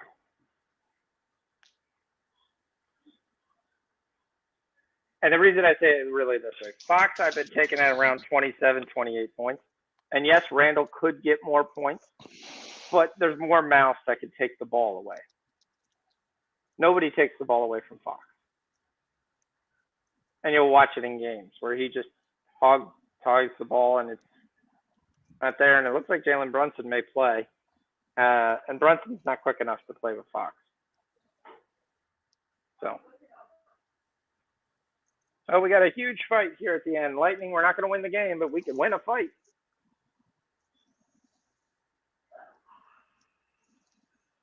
All right, Utah's up 3. Come on, Magic. Tie this up. Get the Magic 4.5 right now. We got the Magic at 4, so we'll see what happens there. Hornets win. Hornets win by 10. Easily covered the 3. Magic down 6 now. Got 4 minutes to go. Come on, guys. There's another shot on the court besides the 3. Just want to let you guys know. There's other places, things you can do besides shoot 3s.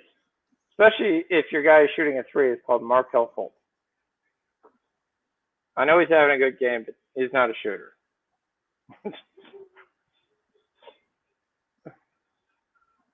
Dallas is up 7-3 tonight.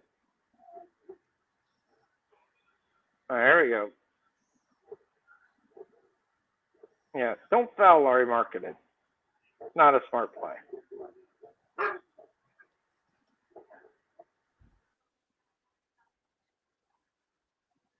Chris Dunn makes a layup. Back to 6. 3:45 to go. See if the Magic can answer. Cut it back to 4.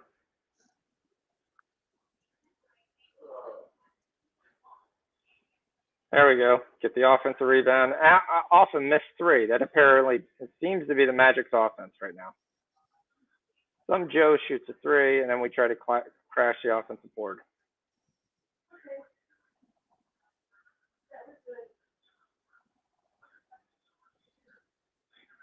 All right, 4-point game. 3 minutes to go. Utah, who struggles to score. Yeah, we get a steal. Come on. Jalen Suggs finally does something. Do we consider Jalen Suggs a bust? It's only been 2 years. I was gonna say not yet. I mean the team is kind of shit too. They're actually not. They have 27 wins. 27 and what? 27 and 39. Okay. That's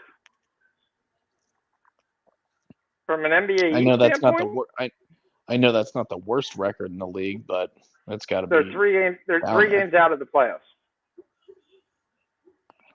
3 games out of the playoffs. 12 games under 500. Yep. That's disgusting. That's disgusting. The 10 team has 30 wins. You're reaffirming my hatred for the NBA. Oh, you're going to say that. You have 64 teams in the college basketball. You think all 64 teams deserve to be in there? There's 350 teams in the country. I'm aware of that. All right, big steal.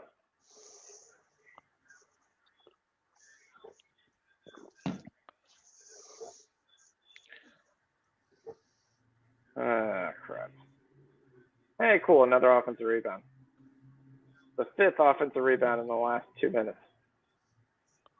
Sal's hitting threes. If they could get a freaking stop or 2, and be in decent shape here. There we go. We cut it to 2. Goal scored by Adrian Kempe for the Kings. Yep. I'm going to have to lean on Kempe. We had to talk to Kempe.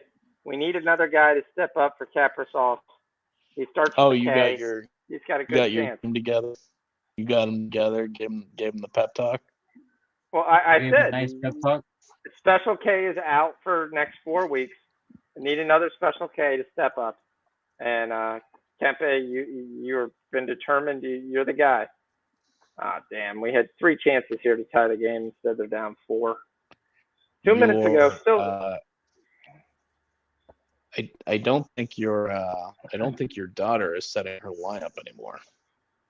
No, she quit. It was done. My nephew did too. Yeah. It was like done. Dad set his lineup, and I sat there and said, "What's the point?" I mean, the point I mean, is I always play to to be the competitive. End, I always play to the end. Any sport doesn't matter. Even if I'm the worst team, I always play to the end. Yeah, you play to the I always end. like to play spoiler. Yeah. Damn it! It fouled Larry Markin. But last week, it was like, I think Wednesday. I want to say Wednesday or Thursday, and I was like 10-0. And I'm like, 10-0. Well, this is great. And then I looked and I'm like, I think her lineup. And then I checked back a couple days and I'm like, nope, she's not setting her lineup. 10-0. Not that impressive anymore. There's a goal by the Coyotes. There we go. There's one. All right, 4-point game in 1 minute and 24. But then we have Nashville first goal. No. Did we? Oh, Nashville. We had Nashville 3-way, and I had New Jersey next goal. We had Nashville Nashville first period over 1.5. It's still living up right there. All right, we got a minute and 6 here. We're down 4. That didn't go in. The net is behind, but what? Come on. Nope. Didn't go in. We got the Rockets down 3 with 7 seconds in a game they really don't want to win. Dubs are down 7. Bucks are up 14. Bridges is up to 10. It's going to be a miracle for him to get to his points, but we'll see.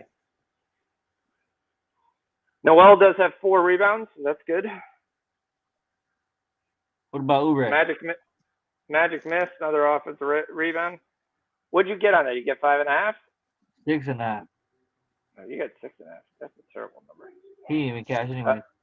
He didn't cash. No, he got his points. Didn't get his rebound. Rockets hit a 3 with 4 seconds to go. Tie ball game. 115. Someone's got to tell the Rockets you're not trying to win. Magic cut it to 1 with 50 seconds to go.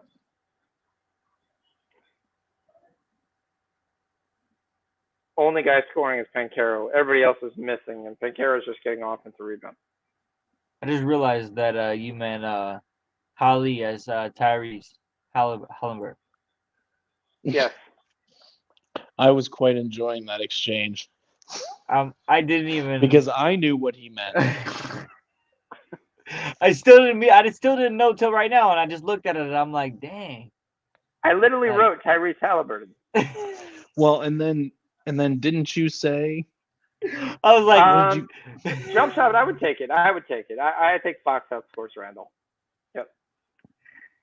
You said yes. He said Hallie, and you said what team, and then he said Tyrese Halliburton, and then you said Tyrese 22. And I read it, and I'm just like, this is great. I'm enjoying this exchange. Yeah, yeah, it worked. All right, we've got a 3-point game for the Magic with 27 seconds, and they have the ball. Oh, Walker Kessler scores, and he gets the free throw. Now it's a 4-point game. Shoot. All right, so now we're gonna have the Magic shoot a 3, which they're not shooting well from 3. Actually shoot 48%, but all they've been doing is missing in the last 3 minutes.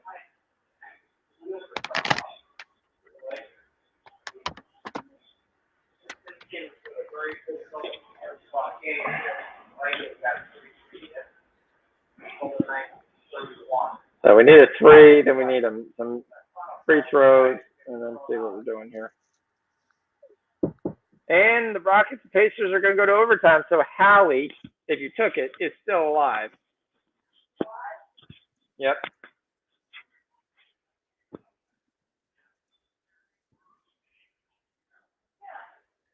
I mean, the Jazz look like they're playing with like YMCA uniforms tonight. They've got a big number. They're all yellow, and they say Jazz. That's it. There's no other. There's no other design. There's nothing. Giant yellow pants, no stripes, no nothing. Jazz 24. This definitely looks like something you'd play in intramurals or passing out jerseys. All right, what are they going to do here? They're going to call timeout. They're going to get out of the timeout. The Magic are going to attempt a three. If it is stupid Markelle Fultz attempting a three, he should be on a bus. Fordham's only up 5. Got a chance on this. Pencaro draws the foul. Well, Dallas scores their 9th goal. Wow. It's 9-2. Sal has been scoring. They just need to get some damn stops. It's 9-4. There's been 13 goals scored in that game. Knights on a power play. Yeah, tear that up.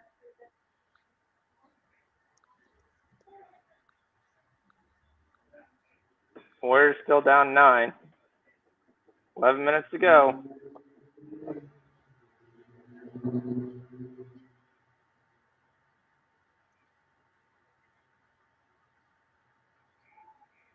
It's an interesting line.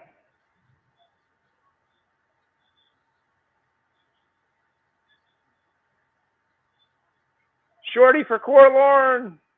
No. And it's out of play. All right, we get 1 point. And Beccaro misses 1 free throw and he gets 1. It's a 3-point game. That's not good. So you're going to have to foul. Go for the steal.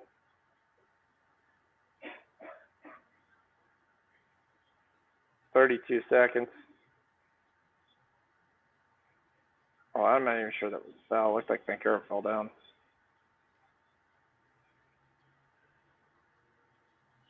All right, they choose to play defense, and Markkanen hits a shot with no time on the shot clock. Utah's going to win the game.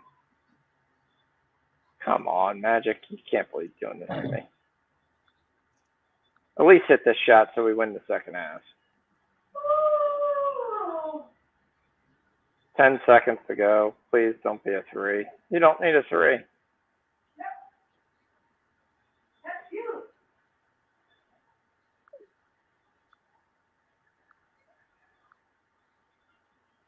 It's good that you get fouled, but you got to make free throws.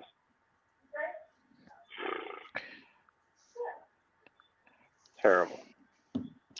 Gerardo says UFC Saturday is going to be pretty good and lots of unders. And it's going to be better than the favorite fest that the last one is. I mean, I do love Edwards. Like, this is a great card. It's going to be a great fight. And then all that happens is that every favorite wins. And there was, what, 1 upset?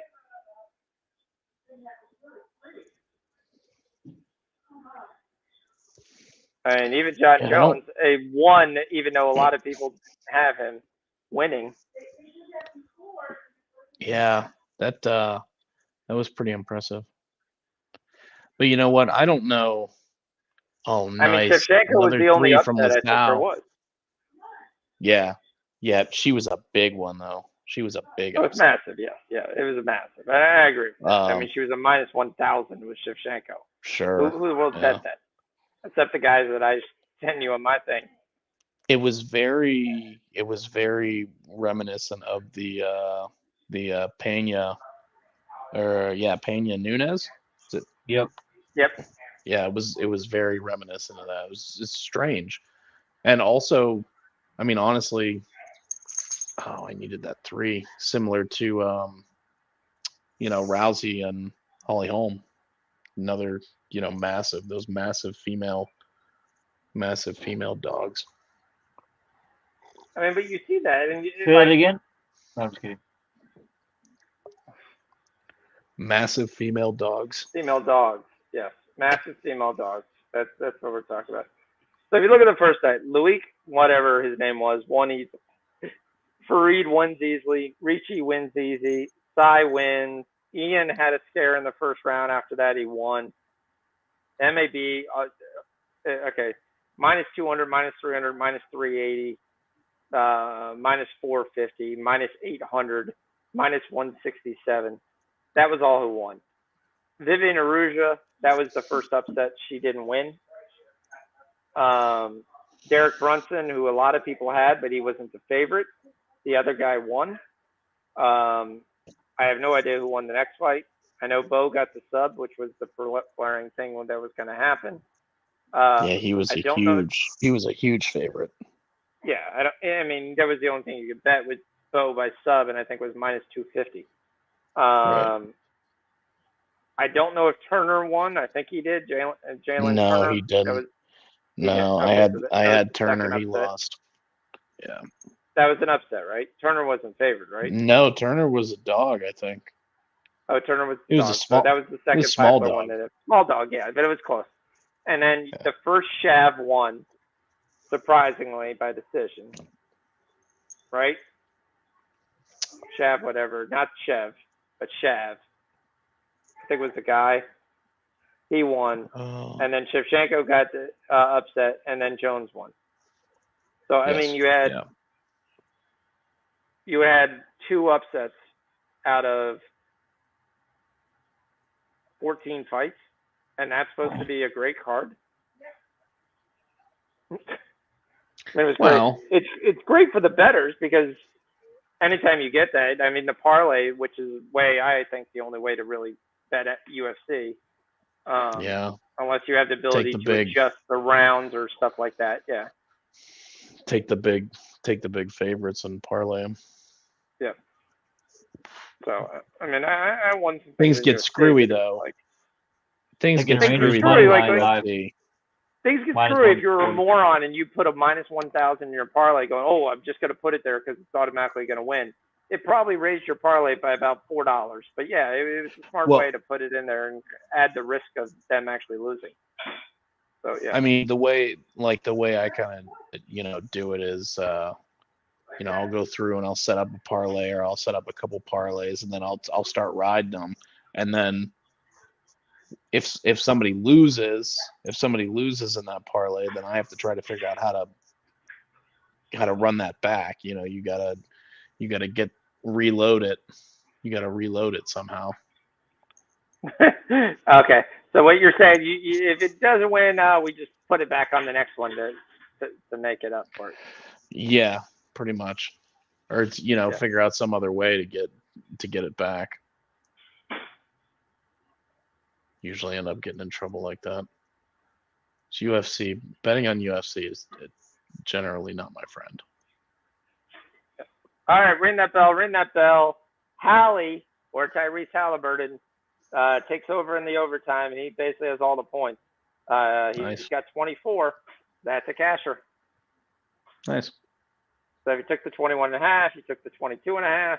Either way, it's still cash. Oh.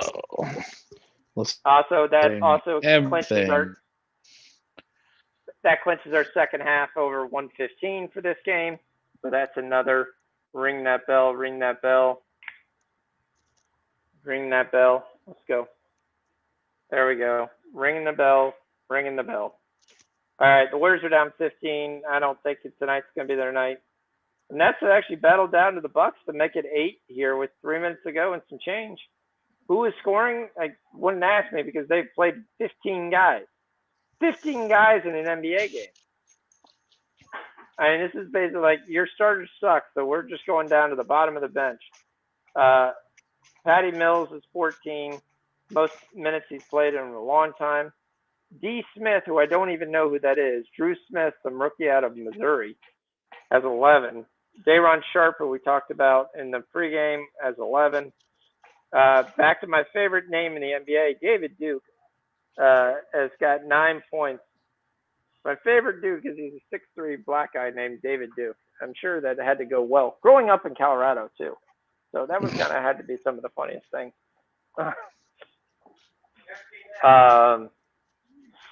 So Cammy only's got 7, but they've cut it to 9, making it interesting here.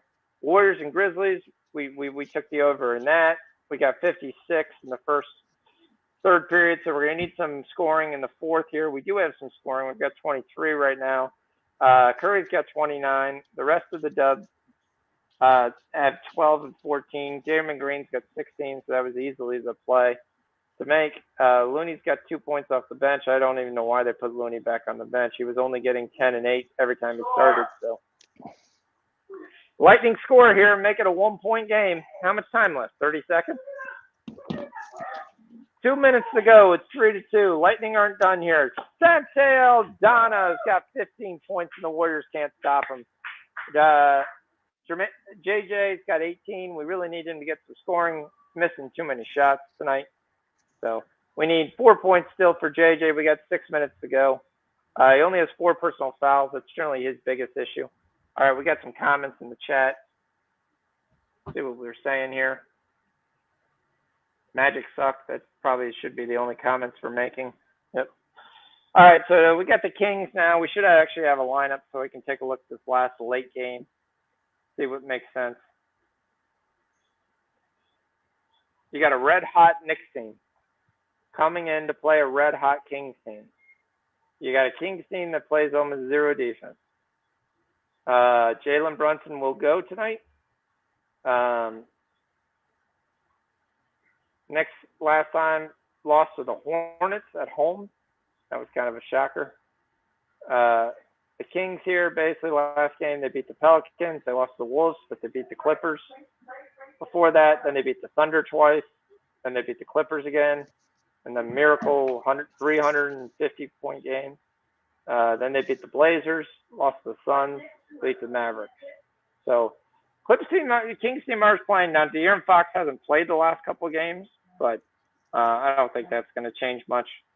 I think there's going to be balls to the wall. Brunson's going to play. It'll be a very interesting game here. I'm going to look at what props we got here. Because Sabonis is going to eat up. He can't take Sabonis because his numbers are just so damn high. That's because he does everything for the team.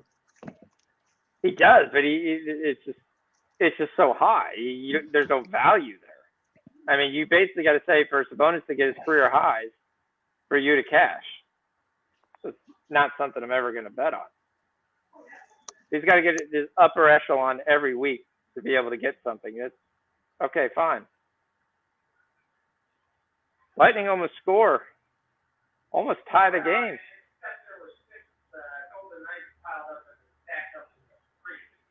Well, it becomes harder to score that way.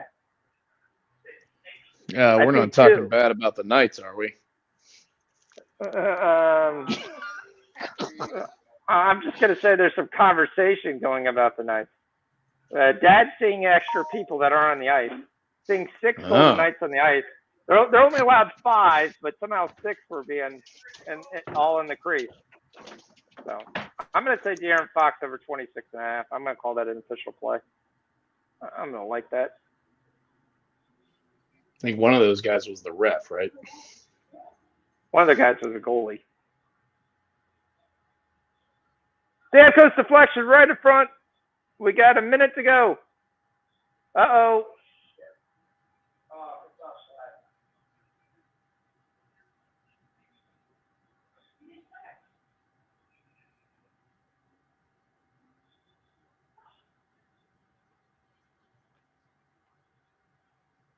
What the crap is it doing?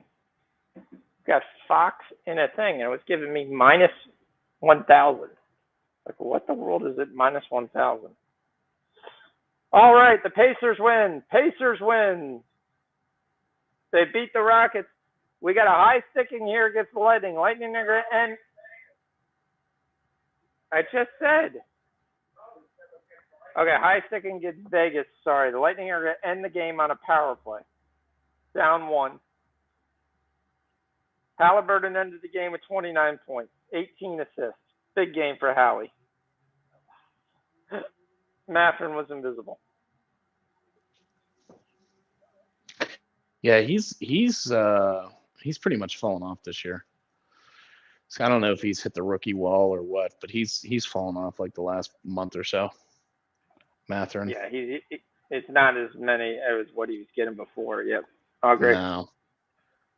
So we'll say No. Randall's only able to get one extra point listed than the other guy. Sorry, I'll let you go. No, I was just gonna say I had I've got him on my fantasy team, and I mean I've stuck with him because there's not really anybody. There's nobody So how on are the you wire. doing in there? Are you gonna win? I right now I'm the 4th seed in the playoffs, so Okay. I think we've got another. It's really This is weird. the last Like week. Oh, for basketball. Yeah, for basketball. Yeah, is this the last? I think you're right. This is the last week. Right in front in the so, point. So, like I said, Ja being out is not great for me, but we'll Go! see if he gets back. And it's tied up 3-3 Lightning. No.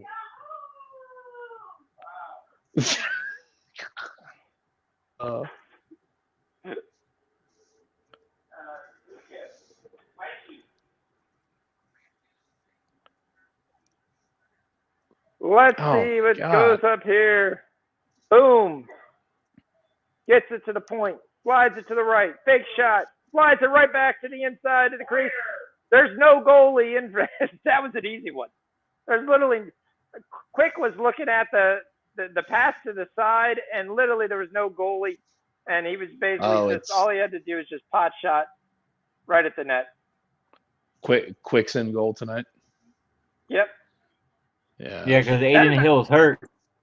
He's had a nice game. Is he hurt? He's been. Yeah, you recalled somebody up.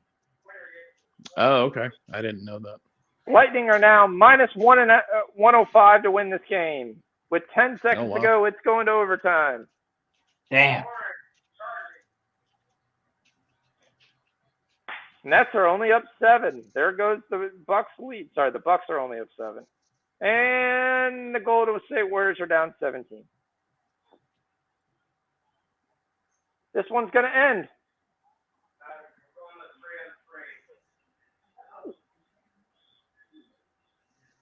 The Rangers about to win this. Let's go. Come on. Let's go. Took that live. Fordham up 7. How's Clemson doing? Clemson is down 14-10. Okay. Anybody's game. All right. Rangers win. Let's go. Hey, That's another winner. The Bucks know how to fly. Let's go. Nice. Now I need the Devils to win right here. We're going to keep riding it till she bucks you. 4 out of 5 games, Mitchell Robinson has had double-digit points. They keep giving you a point to 7.5. So I'm going to take Mitchell Robinson points over 7.5.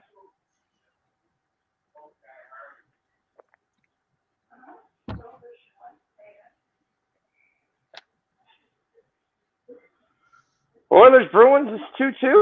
Ooh, that's a good game. Okay, we got the Kraken about to kick off. We're on Ottawa, and we're gonna take your boy to Chuck. He's on your team, right? He's on my team, yeah. Yeah, we're gonna take him to score. Full unit. All right. I got 14 minutes. I'm even gonna make him. I'm gonna take him to score the first goal, but that's just me, personal.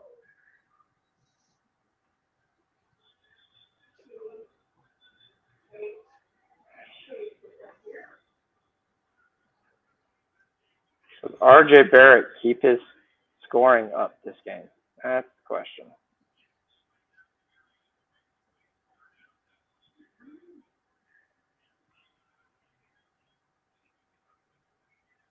All right.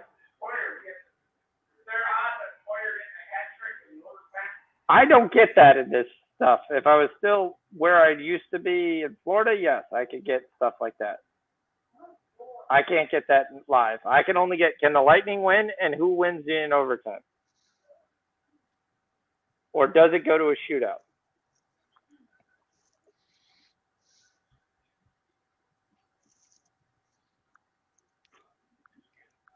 You need LaSalle to make it some threes here.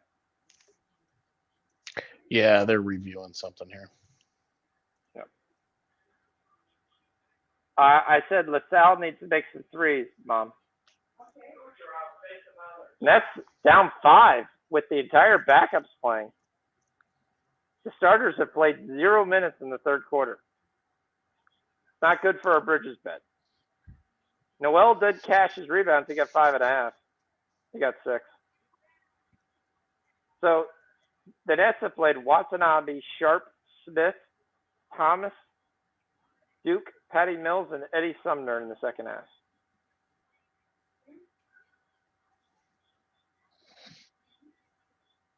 Hey, this is good. I don't know what the world says. Who's that? I know most of those guys, but you guys don't. I'm 100% sure. Maryland's up 4. Kansas State scores the first basket, 2-0. It's time to sell. Sabonis' rebounds is actually much smaller than what they used to be. It's only at 12. That's actually doable.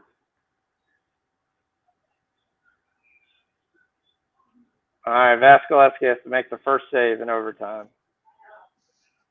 All right, so we're going to OT and the Devils game. They're going to the penalties. So the three-way didn't win. No, that was Tampa Bay. We lost. The three-way didn't win in Tampa Bay. We had New Jersey money line, and we still got it. And we still got the one. Yeah. And we still got the next goal because no one scored a goal. Right. Okay.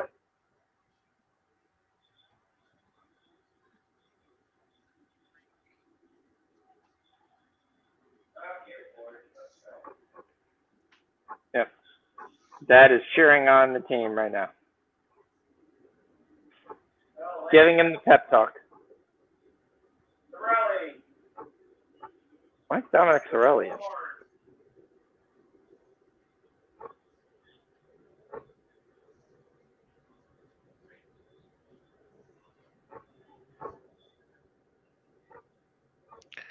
LaSalle not dead yet.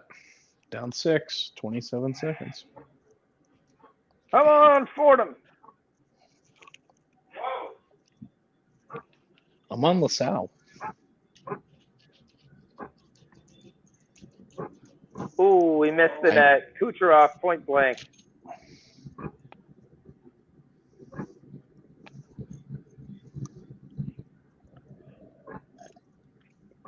All right, here they come in. I need at least a couple basketball wins today. Oh, you should have got a Hallie. You made fun of it. I assume you bet it. I took your stuff. Okay. Oh, you mean your basketball win? Okay. My basketball, yeah. Yeah, Draymond Green hits it. We need JJ to get one more point. He's got 21. 21-9. Tyus has got 22.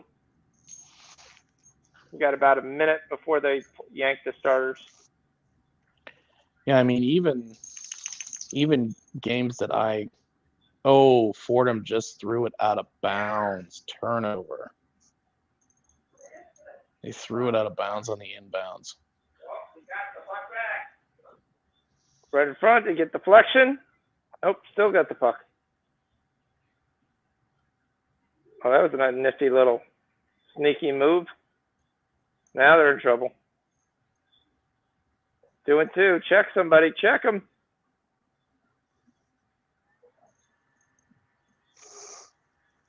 Got to poke check that puck away.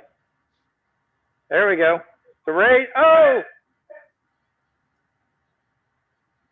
No foul on the trip.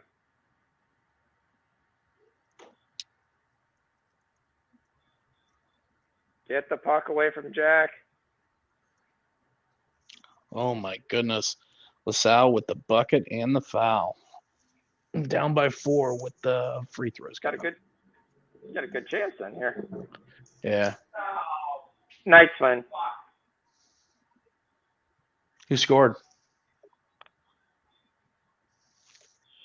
Who scored? Martinez. Martinez. Yeah, it's me. Are you laughing at my dad's commentary? Yes, I am. He's off. Fuck. Dude, I love it. I love it. Hey, that's how it be, though. You're a real fan. One of us. One of us.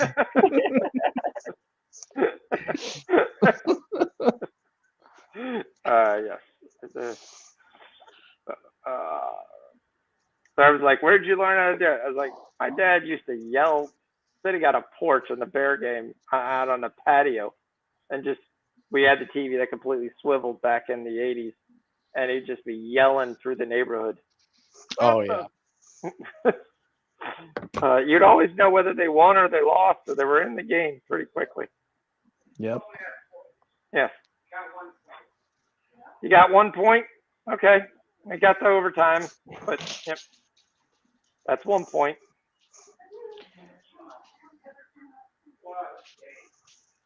Yep, it went back and forth. Yeah, 7.5 at 1 point total.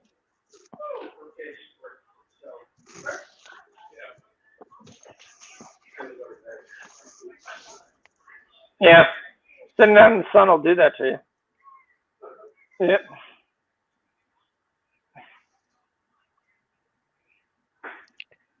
Oh It's my even 10, goodness. so 5.5. Wow. What happened to Dante in this game? Did he get hurt? Or did they pull him? I thought Only he was played out. 19 minutes. No, he only played 19 minutes, but he's done nothing. 2 points, Yes. 2 rebounds. The Devils win and score. Then nobody scored until the yes. Double Good up. job. Good job. We needed that. We needed that.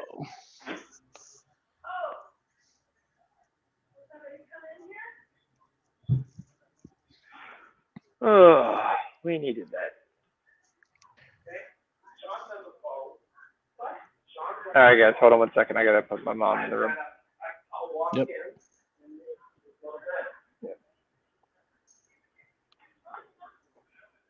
Dad, if she's good, I'll put her in the room.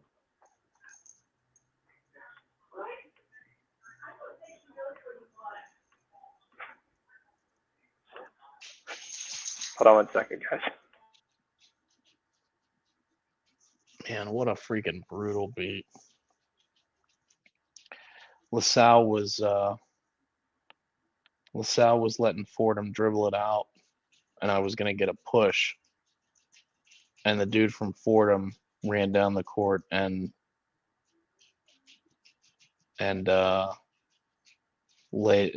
scored a layup or whatever, and I freaking lost on that. Yeah. Even though they were letting them dribble it out, yeah, it's been a fucking brutal day. It's been a really, really, really bad day. Like, it's been every game has been like that today for me. Damn.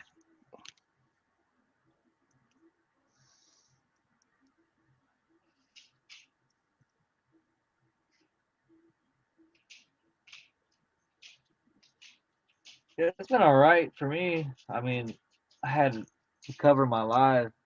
My live covered me today so far. But yeah, I mean, yesterday was good, but like, still, sour about that.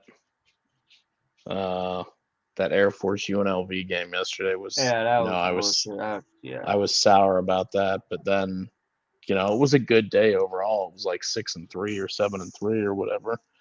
But then, yeah, today's just been bad.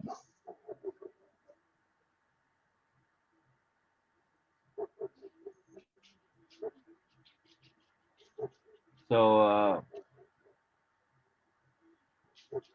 what is there any late games? 7 o'clock? Yeah, so there are some late games.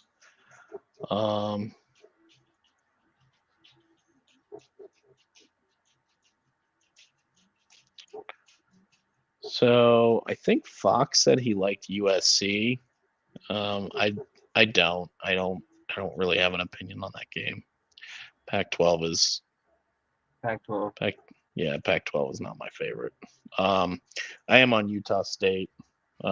Utah State, New Mexico. I got 3.5. It looks like it's sitting at 4 right now. Utah State. That's it. That's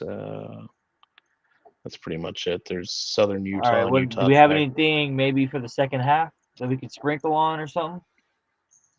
That 4 games in the second half. We got North Texas over 63. UNLV getting UNLV's. Any news of the fantasy baseball league? We still need to find people. That's definitely what we need to do. So I definitely want to do it. We just need to find people. Bucks are up 3. I feel like we 63 that's not a lot of points for. Yeah, but North Texas plays at a crawl, and their defense is strong. That's why Louisiana Tech only got 19 points in the first half. Okay. Yeah, I mean even their pace of play is super slow. I don't know. Maybe UC Santa Barbara, second half. I don't know what we can get on that. I mean, Cal Poly, God, they're awful, but they're up. Yeah, 6. I know. We could have had a way better number about 4 minutes ago, though. 8 points. They lost 8 points. Who? Did they? What Fordham? Weren't they down by 3? I mean, weren't they like only up 3? Yeah, it was 6. It was 6, and LaSalle was letting them dribble it out, and Fordham ran the other end of the floor and laid it up, and that was the 8. Yeah. What do we think about Nevada -2? Nevada already lost. Nevada played earlier. I mean UNLV. My bad. I wouldn't take UNLV. Well, down 16. They're down 16. Boise State's good though. Yeah, they are. And UNLV is basically all Harkless. Like if he's not, he's got 8 points in the first half. If he's not firing, they're not doing anything. I'd stay away there. UC Santa Barbara is probably the second half that stands out. 8.5. What about the Arizona over? What's the number? I think it's 84. Checking right now. And 90 points in the first half. Well, yeah, it's a team that I bet over all the time for Arizona. I don't have a number yet. I'm looking live. What I got? I can look here and get a number. Looks like the numbers. Arizona shot 61% from the field. Yeah, but look where those baskets were. A lot of them were in the interior. So you should shoot a high percentage. They only shot 4 of 12, 3. So, I mean, the 22 shots came inside the three-point line. They only went to the foul line twice, and you had 90 What's the number points. on Arizona? Don't have anything yet. My book tends to lovely to do this. Anything that I get a chance that it really would be a high-end bet. Because, one, they're only up 4. So they were trailing for most of the first half. Yeah, they were pregame. They were -10. Yeah. And then the total was 154. I mean, pre-flop. So we're probably going to get. I think you're going to probably 80, 83, 84 is kind of where I was thinking, and I still like that. You still like that over? 83, 84, yeah, I bet them all the time. To clear 20 points over the pregame? Yeah. Okay. I don't care about that. I mean, I don't really take that into account. I really don't. I mean, I know bettors do, and this is what the game is. Yeah, it's 82. I'm taking it. My total looks. Play. I could call it a personal play, but I'll take it. I don't care. My total looks have been terrible, like to the point where I've stopped betting totals. I'm taking Arizona second half over 82.5. Man, that's a lot of points. They scored 90 in the first half. Arizona, I generally take around 84, 85 all the time. They play with such high pace. I don't even have that yet. I think I would personally. I would rather take Arizona on the second half, but I guess it depends on what the number is. We don't have a number. Yeah, I'm gonna take UC Santa Barbara -2.5. That's personal though. Cal Poly is not keeping up with this team. I don't know what's going on here. It's -5. UC Santa Barbara? Second half. Arizona second half is -5. Oh, my bad. I like that. See, I don't like the 10. Again, it goes back into the conversation we just had earlier of what is there to play for to win by 10 or to win by 16. Yeah, you want to try to put as much distance as you can, but well, end of the game, if you're up 14, I guarantee you don't cover 10. Sure, but if you're telling me that they're 61% and the majority of those are from 2, that tells me that they have a clear advantage, obviously, with Tubelis inside, right? And yeah, you got Tubelis inside. You got my boy hanging out on the perimeter. Balo is the other guy you're looking for, but he's not the boy in the perimeter. He was 12.5. He's already hit his number, already cashed that. Tubelis' number was 20. He's only got 10. I'm going to take the net plus 3.5 live. They've cut this game to a 2-point game, and they're playing with all the momentum. And if you get it at plus 105, I think this game should be a pick'em. They're playing like it means so much more to them. And not that in the Bucks again, there's no Giannis tonight, so it's not like you have a guaranteed closer except for Drew Holiday. And Holiday's having probably the worst game of any of the starters playing. Middleton has 9 points. Holiday has 9 points. Lopez has 21. Portis has 22, and Allen has 15. Those are your scores. So you're going to tell me you're going to have to go to a guy who's not having a great game to end the game, and I'm getting 3.5 points. So I'm getting more than a basket, down 2. 4 minutes to go. I'll take my chances. I actually really thinking taking the money line too at plus 300. TCU and Kansas State are tied. Maryland is blowing out Minnesota. They're up 11. Clemson's up 2. So what are we taking in this Cal Poly game? UC Santa Barbara second half. All right. It is. What's the number? 2.5. I got 2.5. That's what I got.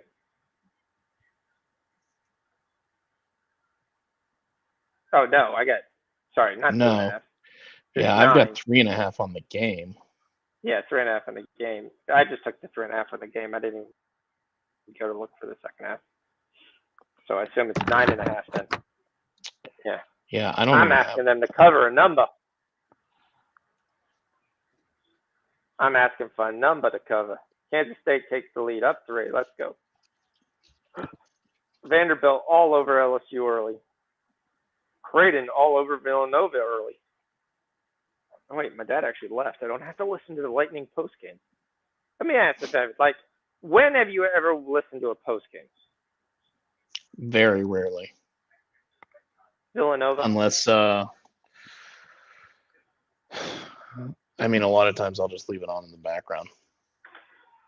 Yeah, I mean, my dad's always like, I don't know the postgame. I was like, what are they going to talk about? Well, the goalie talking really about the game that you just watched. The goalie should have stopped that. No shit, the goalie should have stopped that. They're going to talk about the game that you just watched. Yes, I absolutely hate that. So we got the Kings and Knights getting ready to kick off. Actually, I might turn on to that. 3 for the Kings by the Knicks. Sorry, just started off. Total's up to 243.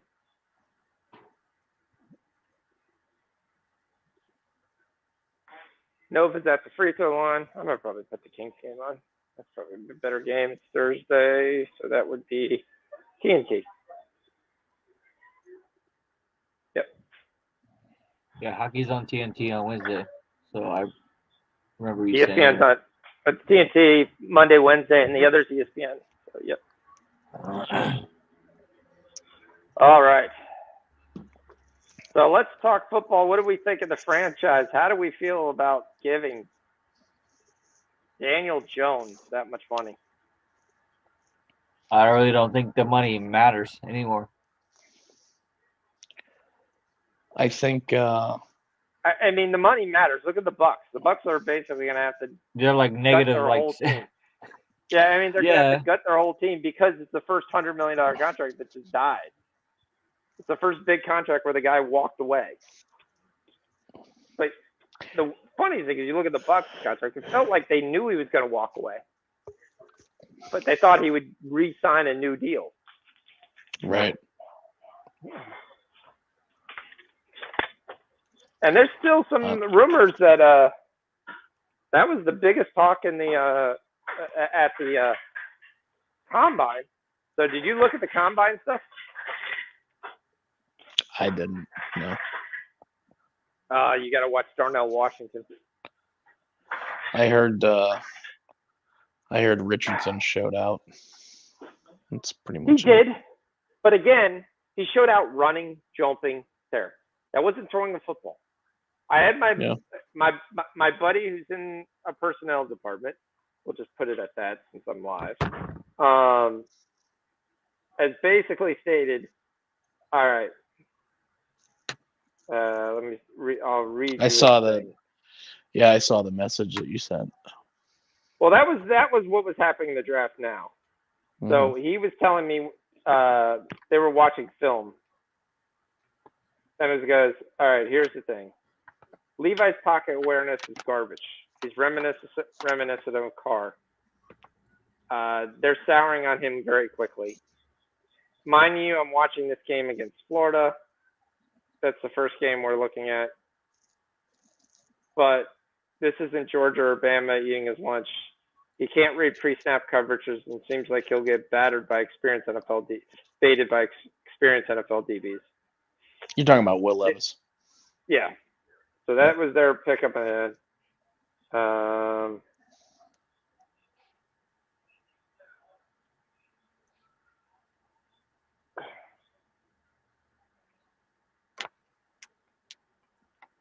I feel like the same was kind of. I feel like the same was kind of said about Herbert, though. Watching the AR-15 reminds me of a big mobile college version of current NFL quarterback. I'm not seeing any more mid-tape in this thing. He's got tremendous athletic ability, but you have no idea where each throw is going. I was like, yeah, you're talking about a guy that you're looking at tape where he didn't throw for 100 yards most games. Yeah. But somebody's going to move up quick, big. Someone's going to move up into the top 10 to take AR-15, guaranteed. That's the one guarantee of the draft. He's a special athlete, if nothing else. Yeah, I think he teams can run think like that. Justin Fields. Yeah. I think teams think that. They think that in the right situation, in the right offense, with the right coaches, they can mold a guy. You can't teach size and speed. You can. That's something you used to look for a quarterback. You can teach guys. You can teach guys how to read defenses. You can teach guys how to throw or make correct. To a degree, because it depends on their mental. You can't teach them how to be faster. It depends upon their mental aptitude. Like Jameis Winston, his ability to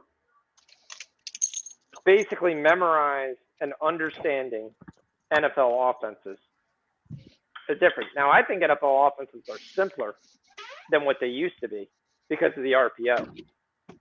Because the RPO basically means we're not worrying about pre-snap read. My job right here, RPO, I'm reading linebacker, I'm reading defensive end. That's all I'm reading. And then once I have that, okay, well, I should know what the coverage is because you're not disguising the coverage 4 seconds after you snap the ball. If you do that, you're just going to get burned.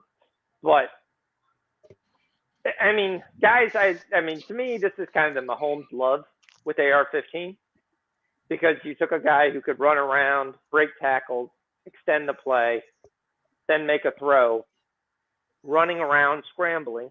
You're right. He could do all that. He's not very accurate. Right. He can't read defense. I don't like drafting a guy that didn't get 100 yards in college. I just don't. I mean, that's my immediate thought to basically say, if you can't beat college defenses, to leave guys 100% wide open. I mean, is he what's the difference between him and Malik Willis? Correct. You saw Malik Willis lost. I mean, sure. He's better than Malik Willis, I think. I think he's 100 times better than Malik Willis. I don't know that he's 100 times better than Malik Willis, but I think they're on the same. I think if you put him in he's a bigger athlete. You put him in an NFL game, I think if you put him in an NFL game against, a legit NFL defense, I think their numbers and their results are very similar. Yep. So I mean, you're basically. Well, when Willis was drafted, he wasn't drafted to start. He was drafted to hold the clipboard for a couple of years, and he just got, I don't know, he got thrown in there and looked like a guy who wasn't ready, not even close. Yeah, I definitely agree with I don't know that Richardson. Like a guy who wasn't ready. I don't know that Richardson's 2 years away, but he's probably 1 year away. I would say more Richardson. What's the difference of Richardson and Trey Lance?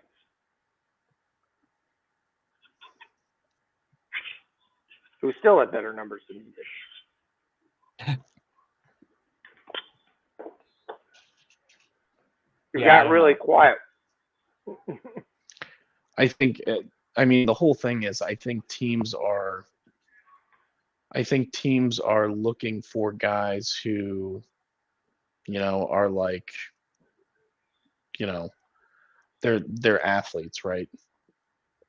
They want guys that can scroll around, guys that can make plays, and typically a lot of the teams that are drafting quarterbacks that are in the market for quarterbacks are usually bad teams, and they're usually teams that have bad offensive lines. So having a mobile guy under center is, helps mask some of that. Yep. So, it all makes sense. I don't know. What do you think a landing spot would be for him? If I believe it all depends on the Bears trade. So let's hypothetically say the Bears do trade to one. Okay. Okay. I kind of think the Bears are going to end up holding the bag, and the music's going to run out. Be flat out honest. Yeah. Some team's going to call their bluff and say, "Look, we know you're not drafting him, so we're just going to wait." Right. And because what do you do? So, they're in a bad spot because they've got a number 1 overall pick that everybody knows they're not going to use on a quarterback. Correct. And I mean, as much as they want you to believe that they will use it on a quarterback, they absolutely will not. I don't believe that for 1 second. No, yeah, I see the. We'll hypothetically we'll say Houston goes to 1. We'll just say, okay. Or someone goes to 1 and someone drafts Bryce Young. I think Indy's going to take Will Levis. I think he reminds them of Andrew Luck. Okay. I can see that. So that's where I see the pick coming through. So if you say that's the pick is there, I mean, the question's going to be, where do the tackles get picked? The big kid, Johnson from Ohio State, and the other kid from Northwestern. Who's got 3, 4, 5 right now? Right now, Indy. So the first pick right now is technically the Bears. The second pick is Houston. The third pick is Arizona. The fourth pick is who has it right now? Is actually Indianapolis. The fifth pick is Denver. So it's wow. 3, 4, 5 is Arizona, Indianapolis there. So I think Will Levis will be there at 4. And I think that's the pick for Indianapolis without moving or giving up any capital. I think that's what they want to do. So and then I think the Bears sorry, going to take that. Fifth is not Denver. The fifth is actually Seattle. Sorry. Oh, because of the trade. Yes. Yeah. Seattle. Oh. Well, they just signed Geno Smith, so they're not drafting quarterback. That's crazy. All these teams. It's so weird. They've got all these. Fun.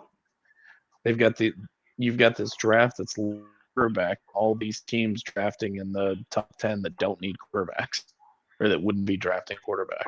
Yeah. Well, this is where it's fun. So 6 is the Detroit Lions. The Lions have kind of stated, and I think for good purpose, they're going to stick with Goff. They're not taking a quarterback. They're going to stick with Goff. Right. I think they take a quarterback in the second round. I don't think they take it in the first, but I do think they take one in the second. Okay. But so this is where it gets fun because the Lions essentially become, to me, the Lions pick might actually be more profitable than the Bears #1. Meaning there's more things, and that's because the intrigue on Anthony Richardson.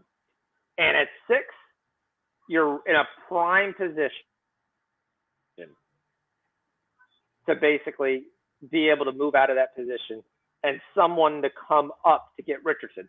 And when I mean someone, Carolina, the Raiders at 7, if they feel someone's going to move up. I'll flat out tell you, the guy I know one draft room has as the #1 player on the board is Tyree Wilson.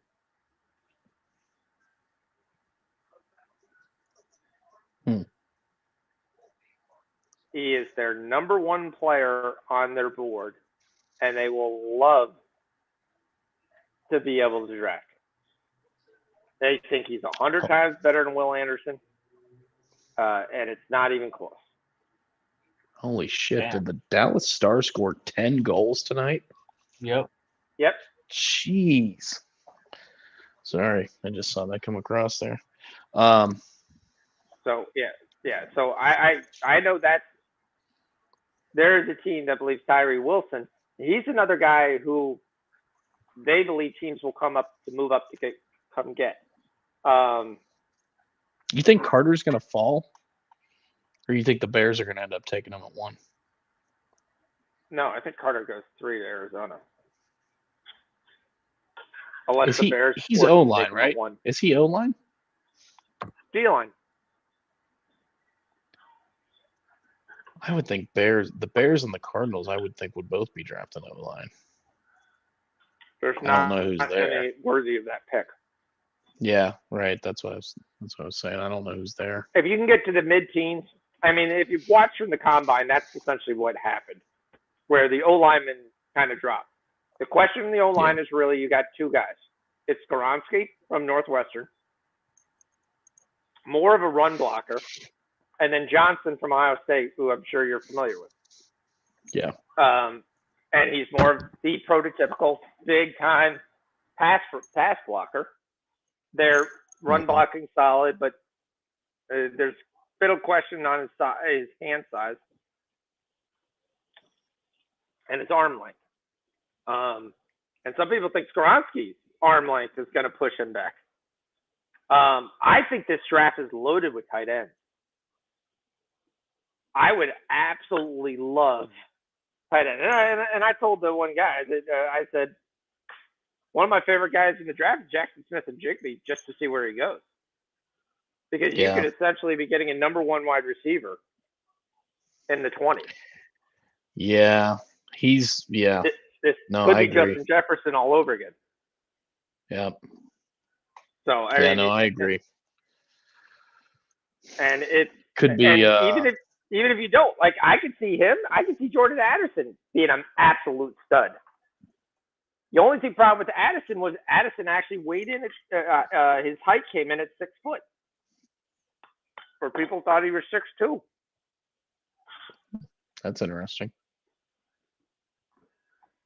So I feel like I thought he was taller than that. Like, I even thought he was taller than 6'2". Correct. Maybe just his combine. His combine height officially is 6 foot 175. Maybe his wingspan or something just makes him. He just plays like a taller receiver. Correct. Yeah. Yeah. So I don't know. Let's get the guy I love. JSN you is watch, he's gonna be a value pick for somebody because I mean he was widely the number one wide receiver coming into this season, and then he's play, and I mean he should be fully healthy. Like he should be fully healthy for his rookie NFL season. I mean he didn't play this entire season, so he's going to be a value. Somebody's going to get him as the second or third wide receiver off the board. I think somewhere in the teens or early 20s or something, and he's a value for sure. see, yeah, that's the question when you have. I mean, so to me, the first round is loaded with tight ends. The guy I have a serious man crush for, and if you watch the combine, every team in the league is going to be high on him. There's no way he's going to the second round. Is Darnell Washington? Who's the Darnell tight end Washington from Georgia? Is the backup from Georgia, correct? Okay, yeah, that's the guy. So there's guys that basically have him going ahead of Brock Bowers because he's a better blocker, and he may be a better pass catcher when all is said and done. He Bowers is from Georgia. Okay. 6'7", 270 is what he came in at. He actually moved the sleds and stuff like that. When you look at his time, you look at his form. He pushed the sleds like he was an offensive lineman, just mammothly moving them 10, 15 yards in the shortest time, and it wasn't even close. A lot of people have him and Dalton Kincaid there, and I'm saying you got Bowers, you got Kincaid, you got Jefferson. It is an absolute stud field of guys there. And then I think the Chiefs take another wide receiver again. So if you really want me to sit there and do there, I think I like wide receiver. I like tight end. I don't like cornerback at all. It's not something I'm looking at. Where do we think? Where do we think Bijan Robinson's going? He's a first rounder, right? He's a first rounder. Yeah, he's gonna go. He's gonna go to the end of the first round. Yeah. So where do you think he's going? Surprised you haven't asked where you think C.J. Stroud's gonna go. And that's for the guy. I think AR-15 has moved ahead of Stroud. I think he's moved ahead. And I think the based on the combine.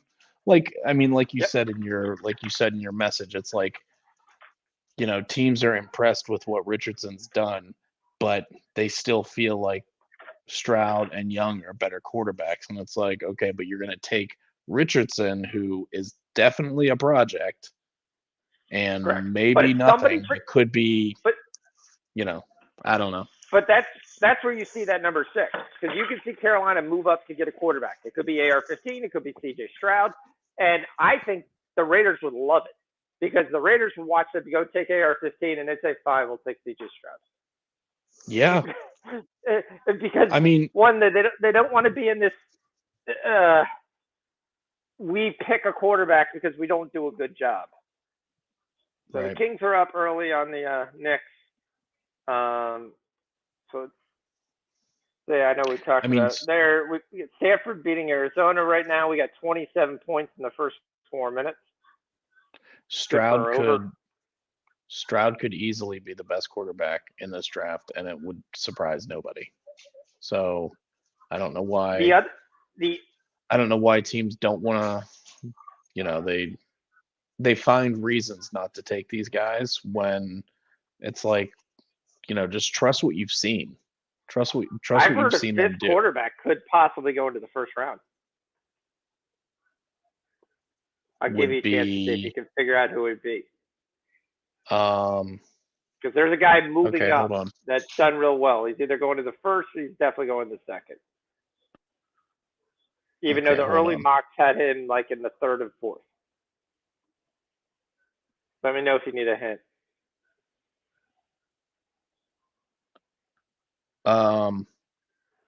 Dugan? But a lot of people, nope.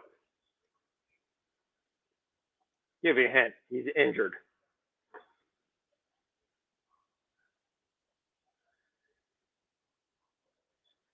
He's injured. The wide receiver he threw will probably go to the last of the first round and probably to the Kansas City Chiefs. Oh, Jesus, what's his name? The kid that transferred from Oklahoma, Spencer. What's his name? Nope. You know what I'm talking about? The kid Yeah, who you're talking transferred about to Spencer South Carolina? Radcliffe, but he's staying in South Carolina. He put up massive Okay. numbers at the end of the year. He's going to try to see if he can put up massive numbers again. Okay. He's injured. Oh, Bo Nix? Nope. Your wife would be upset if you picked up one of these. That sounds like a horrible clue. The clue I would want would be what conference he plays in. I know that. That's too easy. All right, Maryland's up 7 at the half. All right, well, tell me who it TCU's is. up 6. Hendon Hooker. TCU. Hooker. Okay. Yeah, I could see that. A lot of people are thinking that possibly taking another, and the only reason would be to get another year under his belt. So if Kansas City had any purpose where you get that 30, 31, 32 pick, and you don't want to take your guy, and you're willing to trade out of that pick, there's talk that if one of those top teams didn't take a quarterback and would just kind of swap that first round pick for an early second and some of the things, that Hooker could be a surprise first round pick just to have that extra year on the contract. Yeah. Well, he should be back. Oh, cool. They look good. Yeah, he's gonna be back, but he's projected in the hundreds. But I've heard people say they really liked how he talked at the combine. They think he can make all the throws. And the one question would be, does a team take him early to get another year out of him? Sure. And versus taking a guy in the second round.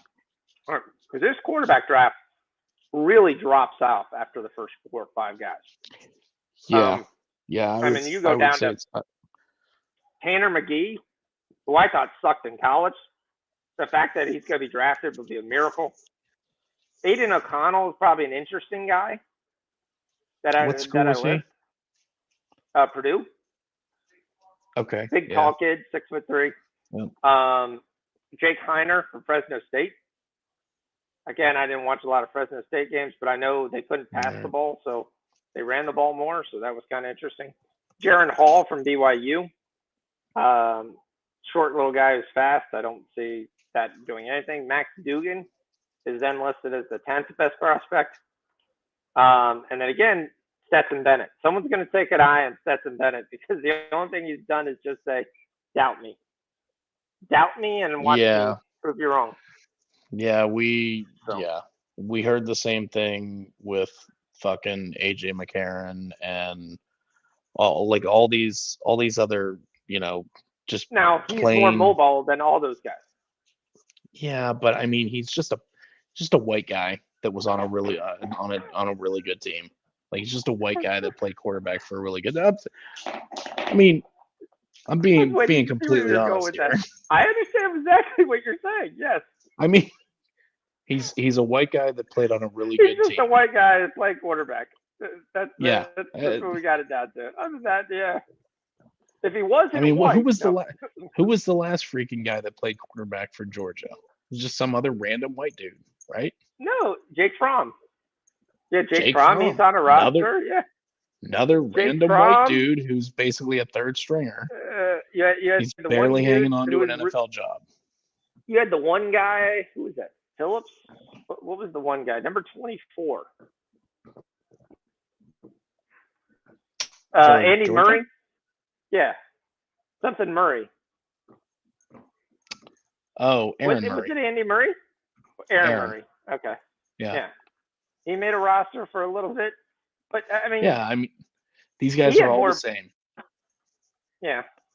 They're all the same. If you plug them into a really good team, they can kind of manage it. But that's in college. These guys can't really do it in the NFL because there's no situation where you can plug them into a really good team where they're going to play against bad teams, 75% of the time. If they're playing against inferior, like the Miami quarterback rule they used to have. Yeah. If you're playing against inferior competition 75% of the season, then yeah, I mean, you can just throw whatever, whoever you can in behind this this offense, and they can run it. I do love this one thing. Bleacher Report 2 years ago put out the best Georgia Bulldogs of the last 20 years. Okay? It was Quincy Carter, DJ Shockley, Aaron Murray, Eric Zier, Matthew Stafford, and David Green was number 1. The best Georgia Bulldog. I mean, I'm assuming they're not talking about their pro career then. They're just talking about their Georgia career. Stafford would have to be number 1, yes. They're just talking about their Georgia career because Nick Chubb should definitely be on that list. Quarterback. Oh, quarterback? Okay. I didn't know it was only quarterback. The Czech Republic is beating the China 2-0 in the World Baseball Classic that no one's watching.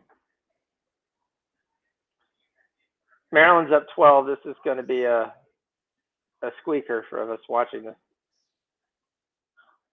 I got the Villanova game on. Sabonis has got 11 points. Brunson's got 10. The two guys that we were talking about between Randall's got 4 and Fox has got 2. Oh, Adrian Martinez is coming out, huh? Finally. That freaking dude. Should be. It's only his 7th year or something. I was going to say, that freaking dude's been in college since I was in college.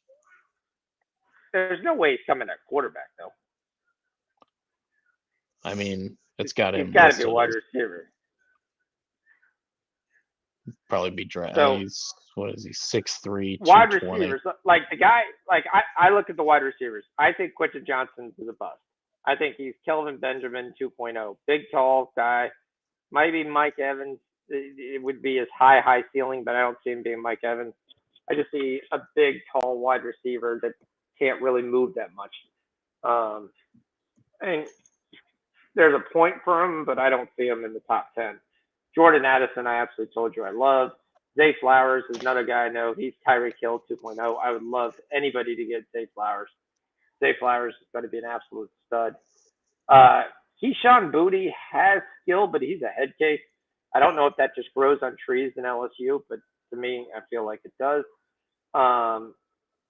Josh Downs, we loved him in North Carolina. He's just going to come in and be a perfect slot receiver for somebody as long as he can stay healthy. Jalen Hyatt's going to be that boomer bust guy. He's going to be that McCole Hardman type guy. I can run 100 yards and you can throw the ball deep to me and I can catch it 10. But can I do anything else in the route tree? Marvin Mims for Oklahoma. I wonder what happens when someone actually covers me, if I can even get open. Nathan Dell, I think, is going to be a steal from Houston late in the draft. And my favorite player still is Rashid Rice. Sorry, I know he went to SMU. I know they threw it 100 times, but he'd have guys draped all over him and he'd catch the ball. He's 6'2", 203, runs like a gazelle. I actually like Cedric Tillman better than Jalen Hyatt, to be honest with you, from Tennessee. Trey Palmer, another guy I like, transfer from LSU to Nebraska. Nebraska had no quarterback, so you don't even know how good he could be. A.T. Perry out of Wake Forest, I think, has an NFL career. He's going to be a late-round pick. But this draft is stacked at tight end. You got Michael Mayer, Dalton Kincaid, Sam Laporta, Darnell Washington. Did Brock Bowers not come out this year? I guess he didn't. I'm not seeing him. Did he go back to school? I guess he did. Yeah, I see. He didn't try out. Yeah, he did. I see the top 3 is Mayer, Washington, and Dalton Kincaid. Oh, Kincaid is the kid from Utah. Okay. Yes. I remember him. He's a stud. He catches everything. Yeah. I like Will Mallory. Um, Cameron Latou is going to be interesting. He's a guy Alabama never gave him the ball enough to really figure out if he's any good. Jaleel Billingsley, kind of similar in Texas. But Ely showed up at different games. So, yeah. I like the top of this draft. Offensive lineman, I think if you're trying to come to this draft to get offensive lineman, you're going to be highly disappointed. Which, unfortunately, all 32 teams are going to be looking for offensive linemen. Mm-hmm.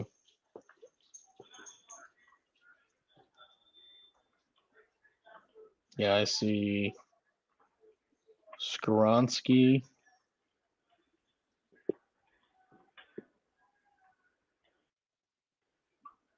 Johnson. Osiris Torrance, offensive guard. Yep. Florida. Mm-hmm. Torrance is very athletic. Not a whole lot of offensive linemen. Wow, Bijan Robinson's ranked like number 5. Seemed like number 5. Bijan Robinson, I love. I think he should be drafted. I do too. More, but I do too. I've got a freaking. I'm in a dynasty league, and the guy who got the number 1 overall pick is selling it for freaking king's ransom. And like half of these dudes in this league don't even know like that Bijan Robinson should be that pick. Yeah, and I just don't have. I don't have any. Receiver. I know, but I mean, I like Robinson. I know, but I also don't need. I also don't really need. I don't really need a running back, and yeah, wide receiver is typically the pick in a dynasty league, and I've also traded my first round pick in this league, so I don't have one anyway. So don't really have a whole lot of draft capital. I could see a team like New Orleans coming in and taking Bijan, coming back into the draft towards the end of the draft, picking him up. Yeah. I mean, I think the landing spot is going to be key for him for sure, because if he doesn't land in the right place, he's going to be nothing for who knows how long. The mocks have him going to Baltimore, which I hate. Oh, I don't like that. I got J.K. Dobbins. Yeah. Yeah, I don't like that. So, yeah. I mean, they would be. Where are they going to be picking? Like 22? Yeah. As it sits right now. Yeah. Like, I also sit there, like, we talk about the Lamar, and I think everyone's making a big deal. They're like, oh, no one's really interested in Lamar. I was like, let's look at the facts. One, he quit on his team. So that some teams have probably marked him off the list and said, we're not interested for that. You never know if he's just going to turn around and do that again if we don't win. And that's on a winning team. Other thing is, and I think this is the bigger thing, and nobody's really talking about this, is nobody wants to give up this year's first-round pick for him. Because if you're going to trade for him, you want to wait till after the draft is over, and then you say he's going to make my team better. So now I'm going to draft in the 20s versus I'm drafting 0 to 20 right now. Like, the only team I can see right now trading for him pre-draft would be if San Francisco want to, but if they did, they basically be taking Brock Purdy and throwing him in a hole. And I don't think Shanahan's that guy. I think he's more interested sometimes saying, I was right. Look who I found. San Francisco, yeah. Instead of trying to win a championship. San Francisco has too many. They've got too many quarterbacks. I don't think they want to throw another one in the mix. But let me put it this way. If you're Baltimore and your goal is to get rid of him, if San Francisco came to you and said, all right, we're not going to do the 2 thing, we're not going to do the non-exclusive kind of deal, you're still allowed to work out a trade. He has to sign his tender, and then you work out a multi-year deal with whatever for Jackson. So if you're San Francisco, you come through them and say, all right, we'll give you the 2 first-round picks in 24 and 25. And hold 1 second. Somebody put them off calling me at 10:50. Yep. Hey, what's up? Yeah. Watching basketball.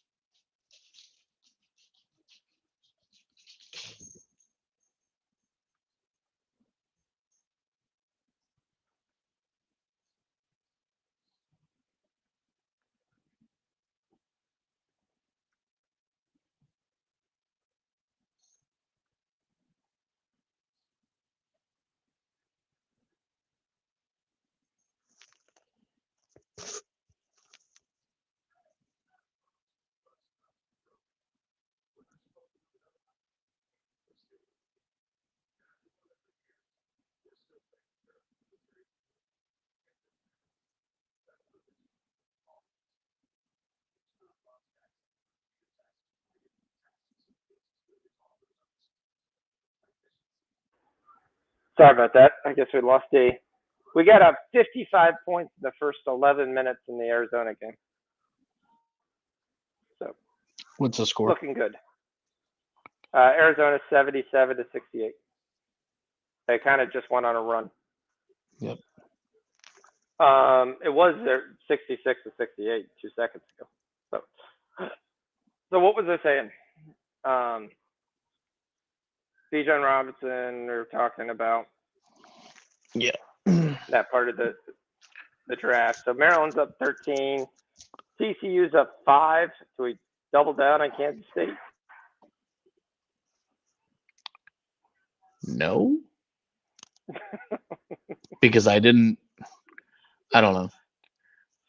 I didn't really like I don't like betting against TCU. I think TCU overall is a better team than Kansas State. I like the spot for Kansas State in this one. Yep. Barnes having a big game. I don't know. I can't Scotty remember Barnes? what we were talking about. No, Harrison Barnes. Oh. Still in the league. Former #1 high school basketball player in the country. Yeah, we were talking about Robinson. Yeah. In the spot. No, okay, that's what I was talking about. So say you were the San Francisco, you said we'll give you a 23-4 and a 25 first round pick, and we'll give you Trey Lance.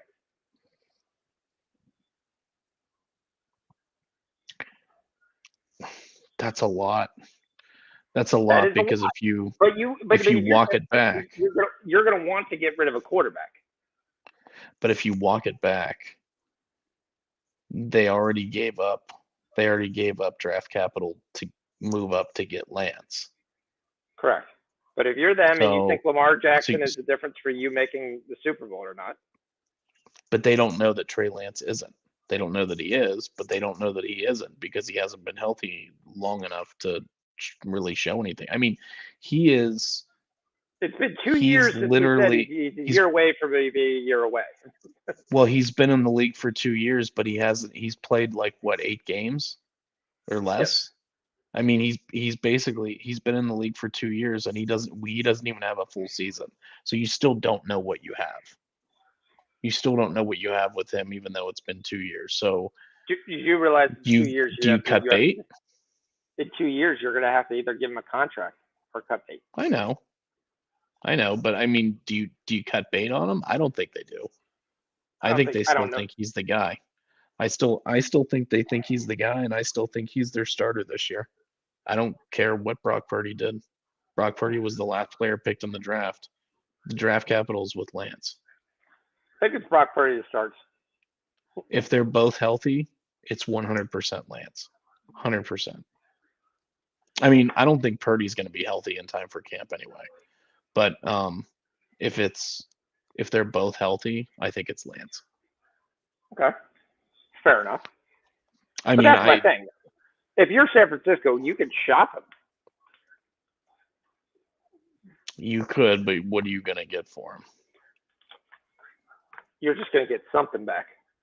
Yeah, you're going to get pennies for Second what you round paid. pick. Yeah, for what you paid. For what you paid. You can't always compare it to what you paid though. Yeah, but so then why do we think San Francisco would do anything different with him than what they've done with Jimmy G, which is nobody's going to give us anything for him, so we'll just keep him. We'll just keep him because he knows the offense, and just in case Trey Lance gets hurt, which he does, and then we need Jimmy G, and then Jimmy G plays for, Jimmy G basically puts us in a position to get into the playoffs and to make a run. Dude gets hurt, and then they plug Purdy in. It's like San Francisco is a weird team. It's a weird team, and it was a weird season that they just ran through. I don't know how much they actually learned from what happened over this last season. I think what they learned was they can pretty much plug any competent quarterback into this offense and be successful. I think that's what they learned. So then why go out and blow all, draft capital and Trey Lance and you blow all this to get Lamar? I don't know. That's just my thoughts. If you think you're going to win with it. If you think he puts you over the top, which maybe they do. I don't think they do. I don't think that's San Francisco's style. I think their style is, like you said, if you Shanahan convince likes Baltimore to take one less first round and take Trey Lance? Then I'd be interested. Okay. Then I'd be interested. The 2 first rounders would be there. If you could substitute Lance and maybe throw a second or third in there, yeah. Okay. Yeah. Then I'd be interested. Because you're getting value. You're getting value for Lance at that point. Yeah. Okay. Boise State's only up 2 minutes to go. I don't know. UCSB is up 8, so that looks like D's play might come through. Yep. We're going to be sweating this Minnesota-Maryland game to hopefully not foul at the end of the game. That's what we're going to be looking at. Don't foul. That's going to be basically the slogan. 36-45. We've got a ton of points. But 9 can go up to 15 real quick if you don't hit your shots and you're fouling down 14. Right. Nova and Creighton are at the half. Yep. Terrible Big East game of 55 points. Nova's got 23. Creighton's only has 32. Dixon has 2 points. He's not going crazy from 3. He's actually 1 of 6 from the game. Moore's got 2 points. He's 1 of 6 from the game. So. Yeah, Creighton had a nice first 10 minutes or so, and then Nova punched back. Stanford, we've got 149 points scored already in this game. We've got almost 60 scored here with 6 minutes to go, 59 points, 70-79.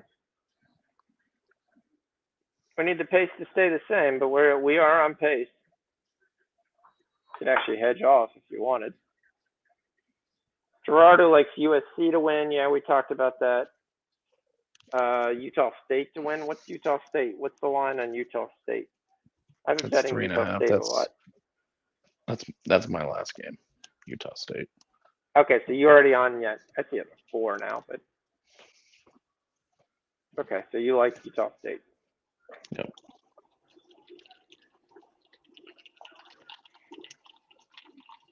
You love when I look up and I go from 1 unit, I'm down 5 units. What the hell happened? Anyway, by the way, I took some second half plays on my own. None of them worked. The Utah State -3. All right, I'll take that.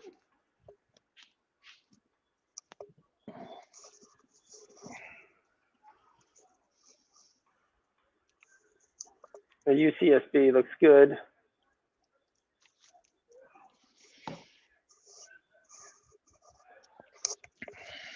I mean, the Kings basically playing no defense. They literally passed the ball in and gave it right to the Kings. I mean, right to the Knicks.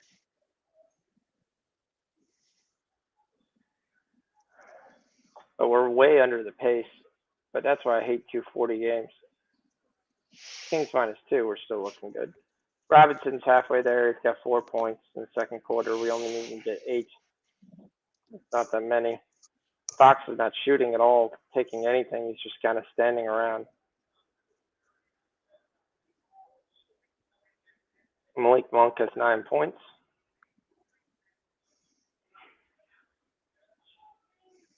Oh, I gotta see what's live, what's not live.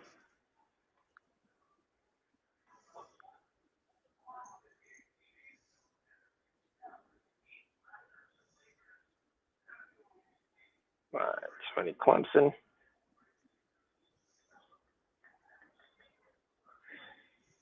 Oh, Sacramento.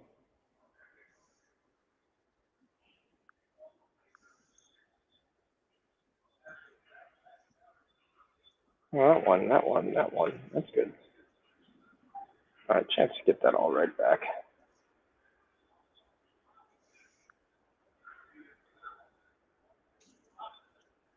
The Dubs really lost by 21 points. That's just disgusting. And Jackson never got that one extra point. And the second half did not go over after that terrible first half.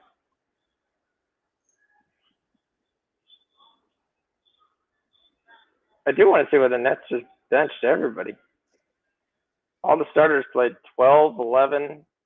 The only guy who played any minutes was Noel. He played 18.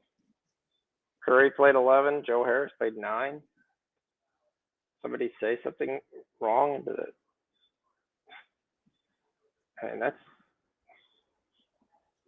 basically just said, hey, you guys aren't playing anymore.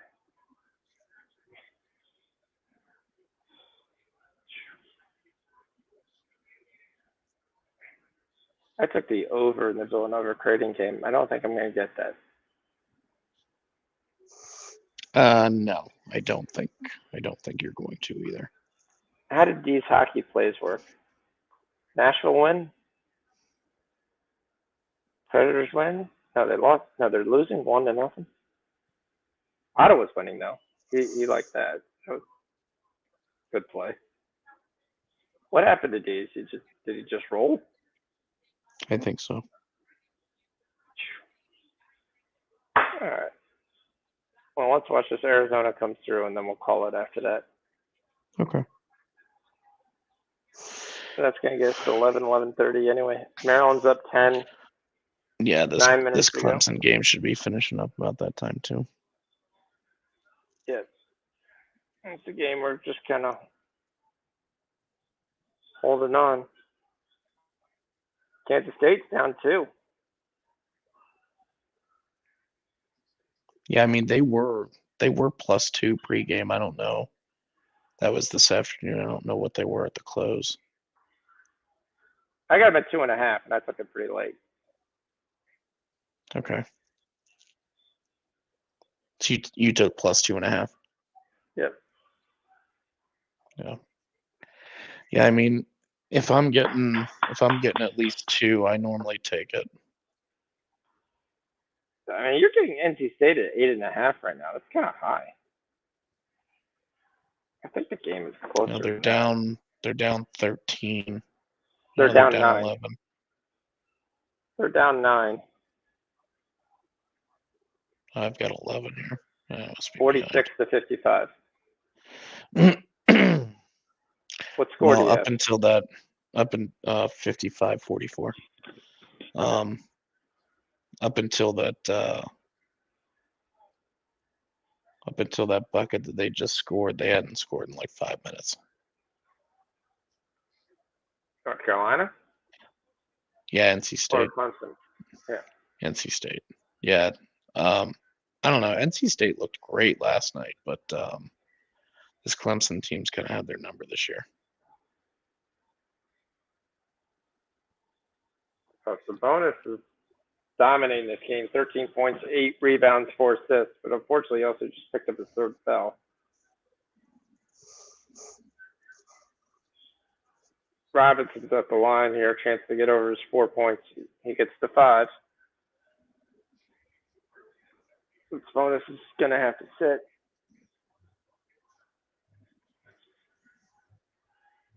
It's okay. His replacement, 6'10", Trey Lyles, comes in, drills a 3.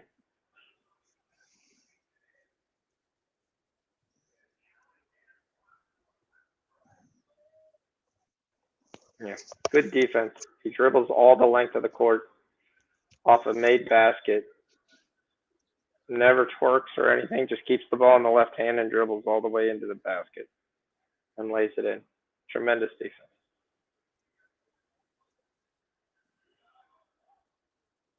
So Lyles has 3 now too. They're racking up the fouls. 76-80.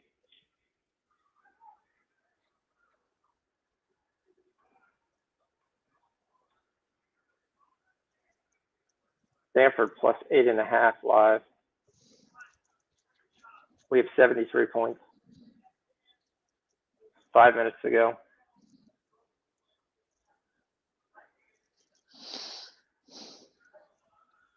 So we have 69 points. 5 minutes to go. Yeah.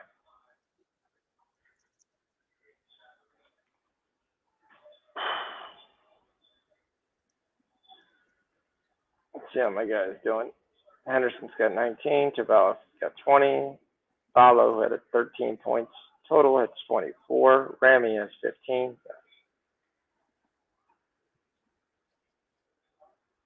Carissa has no points. Live total is 186 right now, but in this game. Nice. 7-point game, 441. That's a lot. Yeah, you said what the pregame was, 153? 150 something, 52. Yeah, because you were 55. barking at me by taking the 20 points over the pregame. 30 points over the pregame right now. I did preface that with my totals have been terrible and I've stopped betting them. So take that for what it's worth. Yeah, I've done much better in second half totals. When typical for me. When I take an under like 135, 138, 140, and the game plays like 160, 170. I'm like, this isn't even close. Like, it's not even close. Like, right, if I can take it under, I'm just gonna take the first half under, because if it doesn't go under in the first half, most likely you're not winning. Yeah. Yeah, totals have been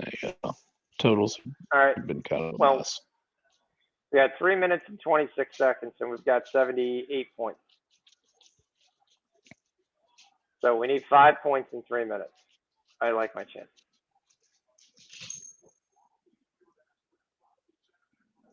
I did take the under in the Wake Miami game today, and that came through. So that was good. That was one. Yeah.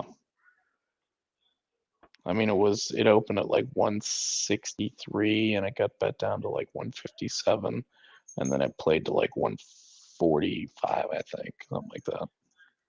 Okay. We got this Maryland game. We're wondering. We've got 105 points. They scored 53 in the first quarter. In the Kings' next games, they scored 52 now, but there's still 2.5 minutes left. Brunson's got 16. Randall's got 4. Fox has got 8 points, so Fox is beating Randall, which is what MT was asking me about. I think you got plus money on that too in that player comparison. Mm-hmm. They're just beating up Randall. The guards are getting Randalls and pick and roll, and they're just going to town. Kings are up 17.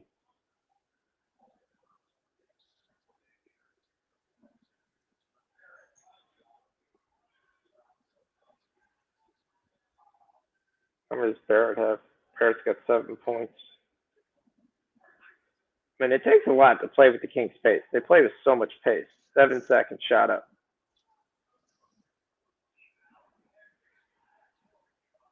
Malik Monk is on fire. I still don't know how teams just keep dropping this guy, and this guy always, every other game, seems to be able to make baskets. He's got 17 in the second quarter coming off the bench. It's a pretty nice bench. Mm-hmm. You can score 17 in the NBA coming off the bench. It's like almost all the points you need from your bench.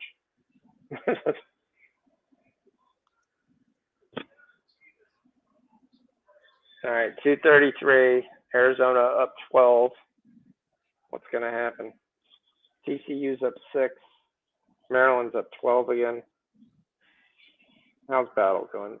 Battle's got 2 points and Garcia's got 4 points. They're kicking ass.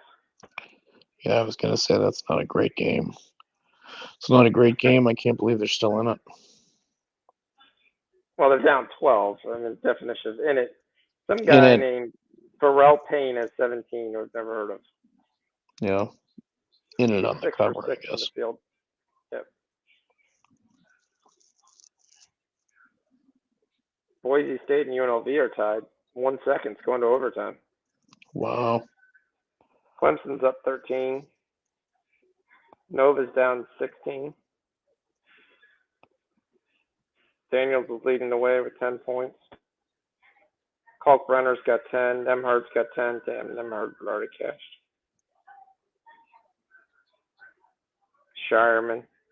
That's the kid that used to play for San Diego State, right? Shireman? Yeah, who was the MVP? Yeah, I'm not sure. Yeah, he was. He's a San Diego State. Last year he was the MVP. He had 16.2 points, 7 rebounds, 4 assists. It's a hell of a shooter. Oh, he's a tremendous shooter. He wanted to prove he could play and get a chance to get drafted. That's why I went to Creighton.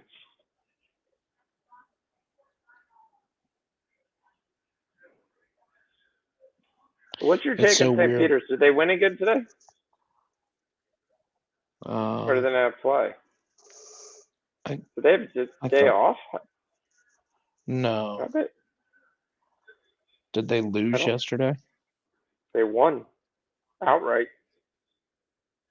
They beat Ryder. Yeah, they had the day off today.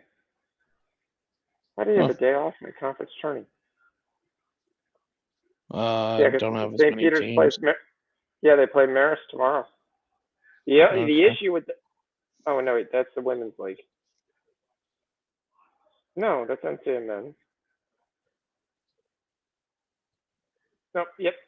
St. Peter's plays Marist, it's on ESPNW, which is interesting because Marist is in here as an upset as well.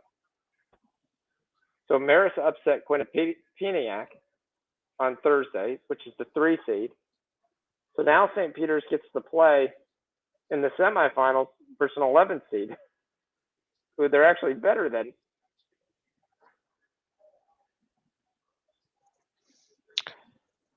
And a chance to go back to the tourney as a team that had like 11 wins on the season. I told you, gotta believe in Peacock power, baby. There's just something in the water. That I haven't really bet that conference all season, just because I bet it a few days and nothing was panning out right. And I'm like, you know what, I'm completely off this Manhattan, Marist, Iona, Quinnipiac. I'm completely out on all these teams. Manhattan, like I'm not betting any of these guys. Niagara, there's Siena. One day, yeah, it's like one day a week where those are the only teams playing. It's like them and it's them and the Ivy League. The Ivy League. That's Fridays. Yeah, Friday. Yeah. And when I see that on the schedule, I'm like, yeah, maybe I'll give it another shot. And then I don't. Got to take St. Peter's. Got to ride with me. Peacock power, baby.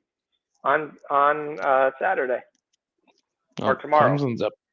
Clemson's up 20, so that's good. Yep. That's going to come through. Yep. Arizona and Stanford hasn't scored in 2 minutes. We needed 5 points. The only good news is Arizona just got fouled. So they should be shooting free throws here. We only need 5 points.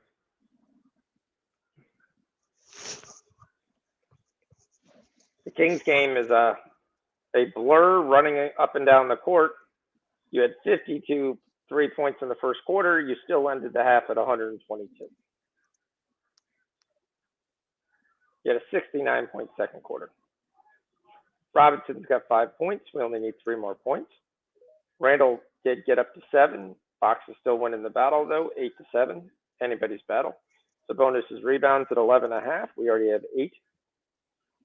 So that looks good. So we're at halftime at 122 points. So if you're on the pre-flop total of 130, I actually think the first half total was 126. Like on an NBA game, yeah, I'll take that. All right, so Arizona hits 1 of 2. So now we need 4 points in 2 minutes. Arizona up 13.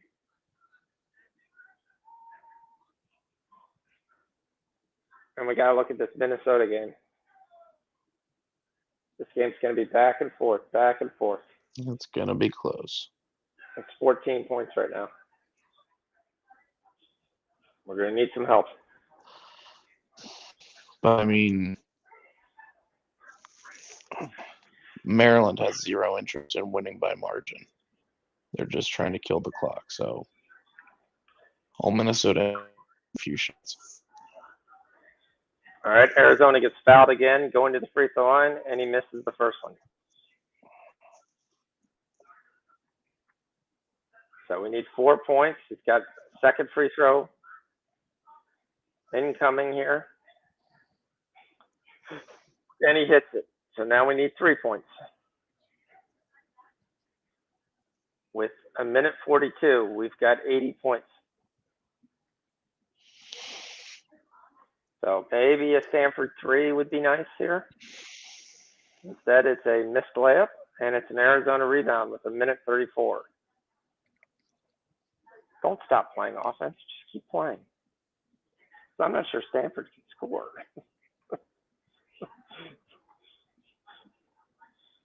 All right, there we go. Big 3 by Stanford. See, we just had to bad mouth them a little bit. And that gives us a casher. Cash Arizona second half. Good job, Gerardo. Gerardo cashed third period Kings over 2. He's already calling Clemson a win. They should cover 1.5. Up 19. Up 21. 6:41 to go. 6 minutes left after the way today's gone. I wouldn't be surprised. Wouldn't be surprised in the slightest. Cash Arizona second half. Minnesota scores, makes it a 12-point game. So we shall see how this goes. Who's going to play next then? What? It's not going to be Miami, right? It's not going to be Miami. Miami's going to play the lowest seed, which is going to be who? Miami plays Duke. Duke. Oh, jeez. Okay. Yeah, not a great matchup for Miami.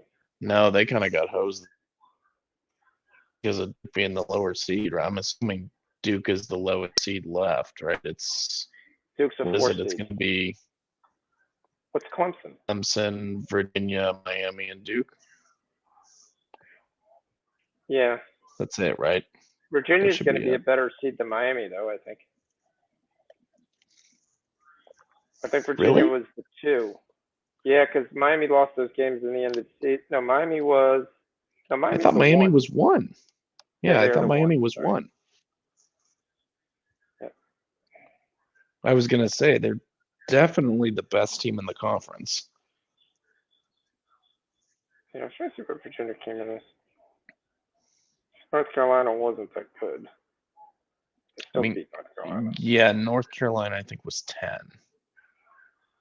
Yeah, Clemson Virginia, is 3. Virginia was 2. Okay, so that's what I thought. So it's Clemson's 3. So Virginia, Clemson. So it basically went chalk. 1, 3, 4. Yeah. Duke is 4. Duke's 4. So it's going to be Duke Clemson is a team and I wouldn't want to play. Duke, I think, is a little bit of a sleeping giant. Duke is getting hot. They're getting hot right now. Yeah, and they've got some players that can play that have missed some time. Yeah. Yeah. Yeah, back half of the season, they're getting hot. I mean, everybody kind of We've got a very young team that was able to play. So we end up getting 89 points in the Arizona game. So that game goes over. So we're going to call the Clemson game. We're up 24. Yep. 5 minutes ago. Unfortunately, Kansas State has gone the other way. Minnesota's up by 13. Is down by 13. Exactly 13. So we'll finish this off and we'll see if we get this win. Then we got Utah State. We've already called -3. That's our next game. And I like USC. So we'll see if this comes through. Maryland hits free throws to make it a 13-point game. So the really question is going to be, can Minnesota make a bucket? Yeah, they just have to make. They just got to make some shots. That's all. Nope. Got the ball stolen. Minute 17. Do they foul? Please don't foul. You're down 13 points. Just let the clock run. Just let the clock run. You're down 13. I understand you want to keep playing, but just let the clock run. You're not catching up 13 points in a minute. I'm going to be on. They foul. I'm going to be on Clemson against Virginia. I haven't seen Virginia play. I mean, I really haven't, so I don't. Virginia is super, super overrated. Super overrated. That team's fallen off big time. I don't know why what it is about their metrics or their style or what that's keeping them rated so high, but I wouldn't trust them to cover against any halfway decent team. 14 the line's going to be short though. Yeah, it's going to be. It'll be like short. It'll probably be like 2.5, maybe 2.5, 3. Okay. But still, I like Clemson. The Duke Miami game. No clue. Gophers call timeout with a minute to go. Okay, they're drawing it up. They're like, all right, guys, we got some guys that are running a betting show right now that they've got us plus 13.5. We need to get this done for them because they've had a really shitty day. Well, one of them has had a really shitty day.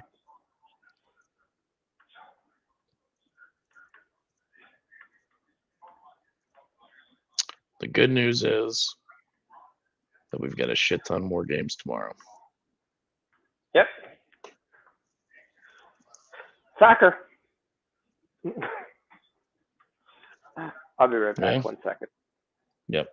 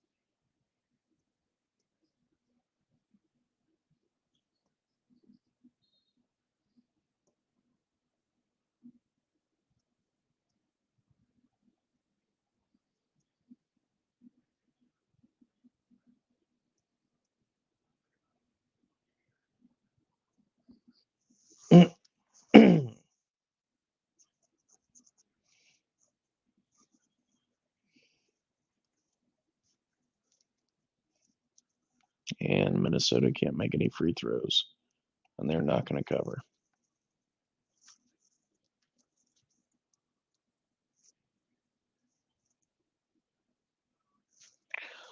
And that's ball game. Minnesota's going to lose by 16.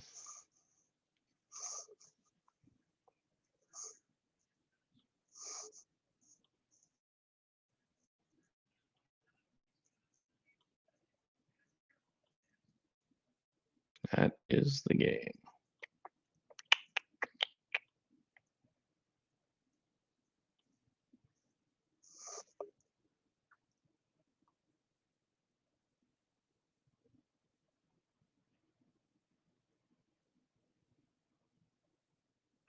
And Maryland just hits free throws down the end and win by 16. Yep. Yep. All right, so let's go through. Predators still there. New Jersey wins. Ottawa's up 3-2. There was a goal that was just scored. I think the Rangers won. I think Carolina won. So I think the parlay is still intact. We still, once again, need the Predators again. Unfortunately, to kind of, we're either winning 2 units or going to lose. So let's see what's there. Then what else? That was the treble. Green hits 8.5 points. That goes through. JJ gets 21 points. We lose by the hook. Orlando -3 does not come true. Halliburton does come true. PJ Washington does come true. Pittsburgh comes through. Bridges doesn't get anywhere chance to close. And Clemson wins by 1 without a chance. And Seattle just tied Ottawa. And Arizona just scored 2 more goals. So Nashville's probably not coming through. They're down 3-0. So we have Utah -3, State -3 left. And USC -3 as well. So other than that, good night, everybody. We'll see you guys all back on next Thursday. See you guys. Bye.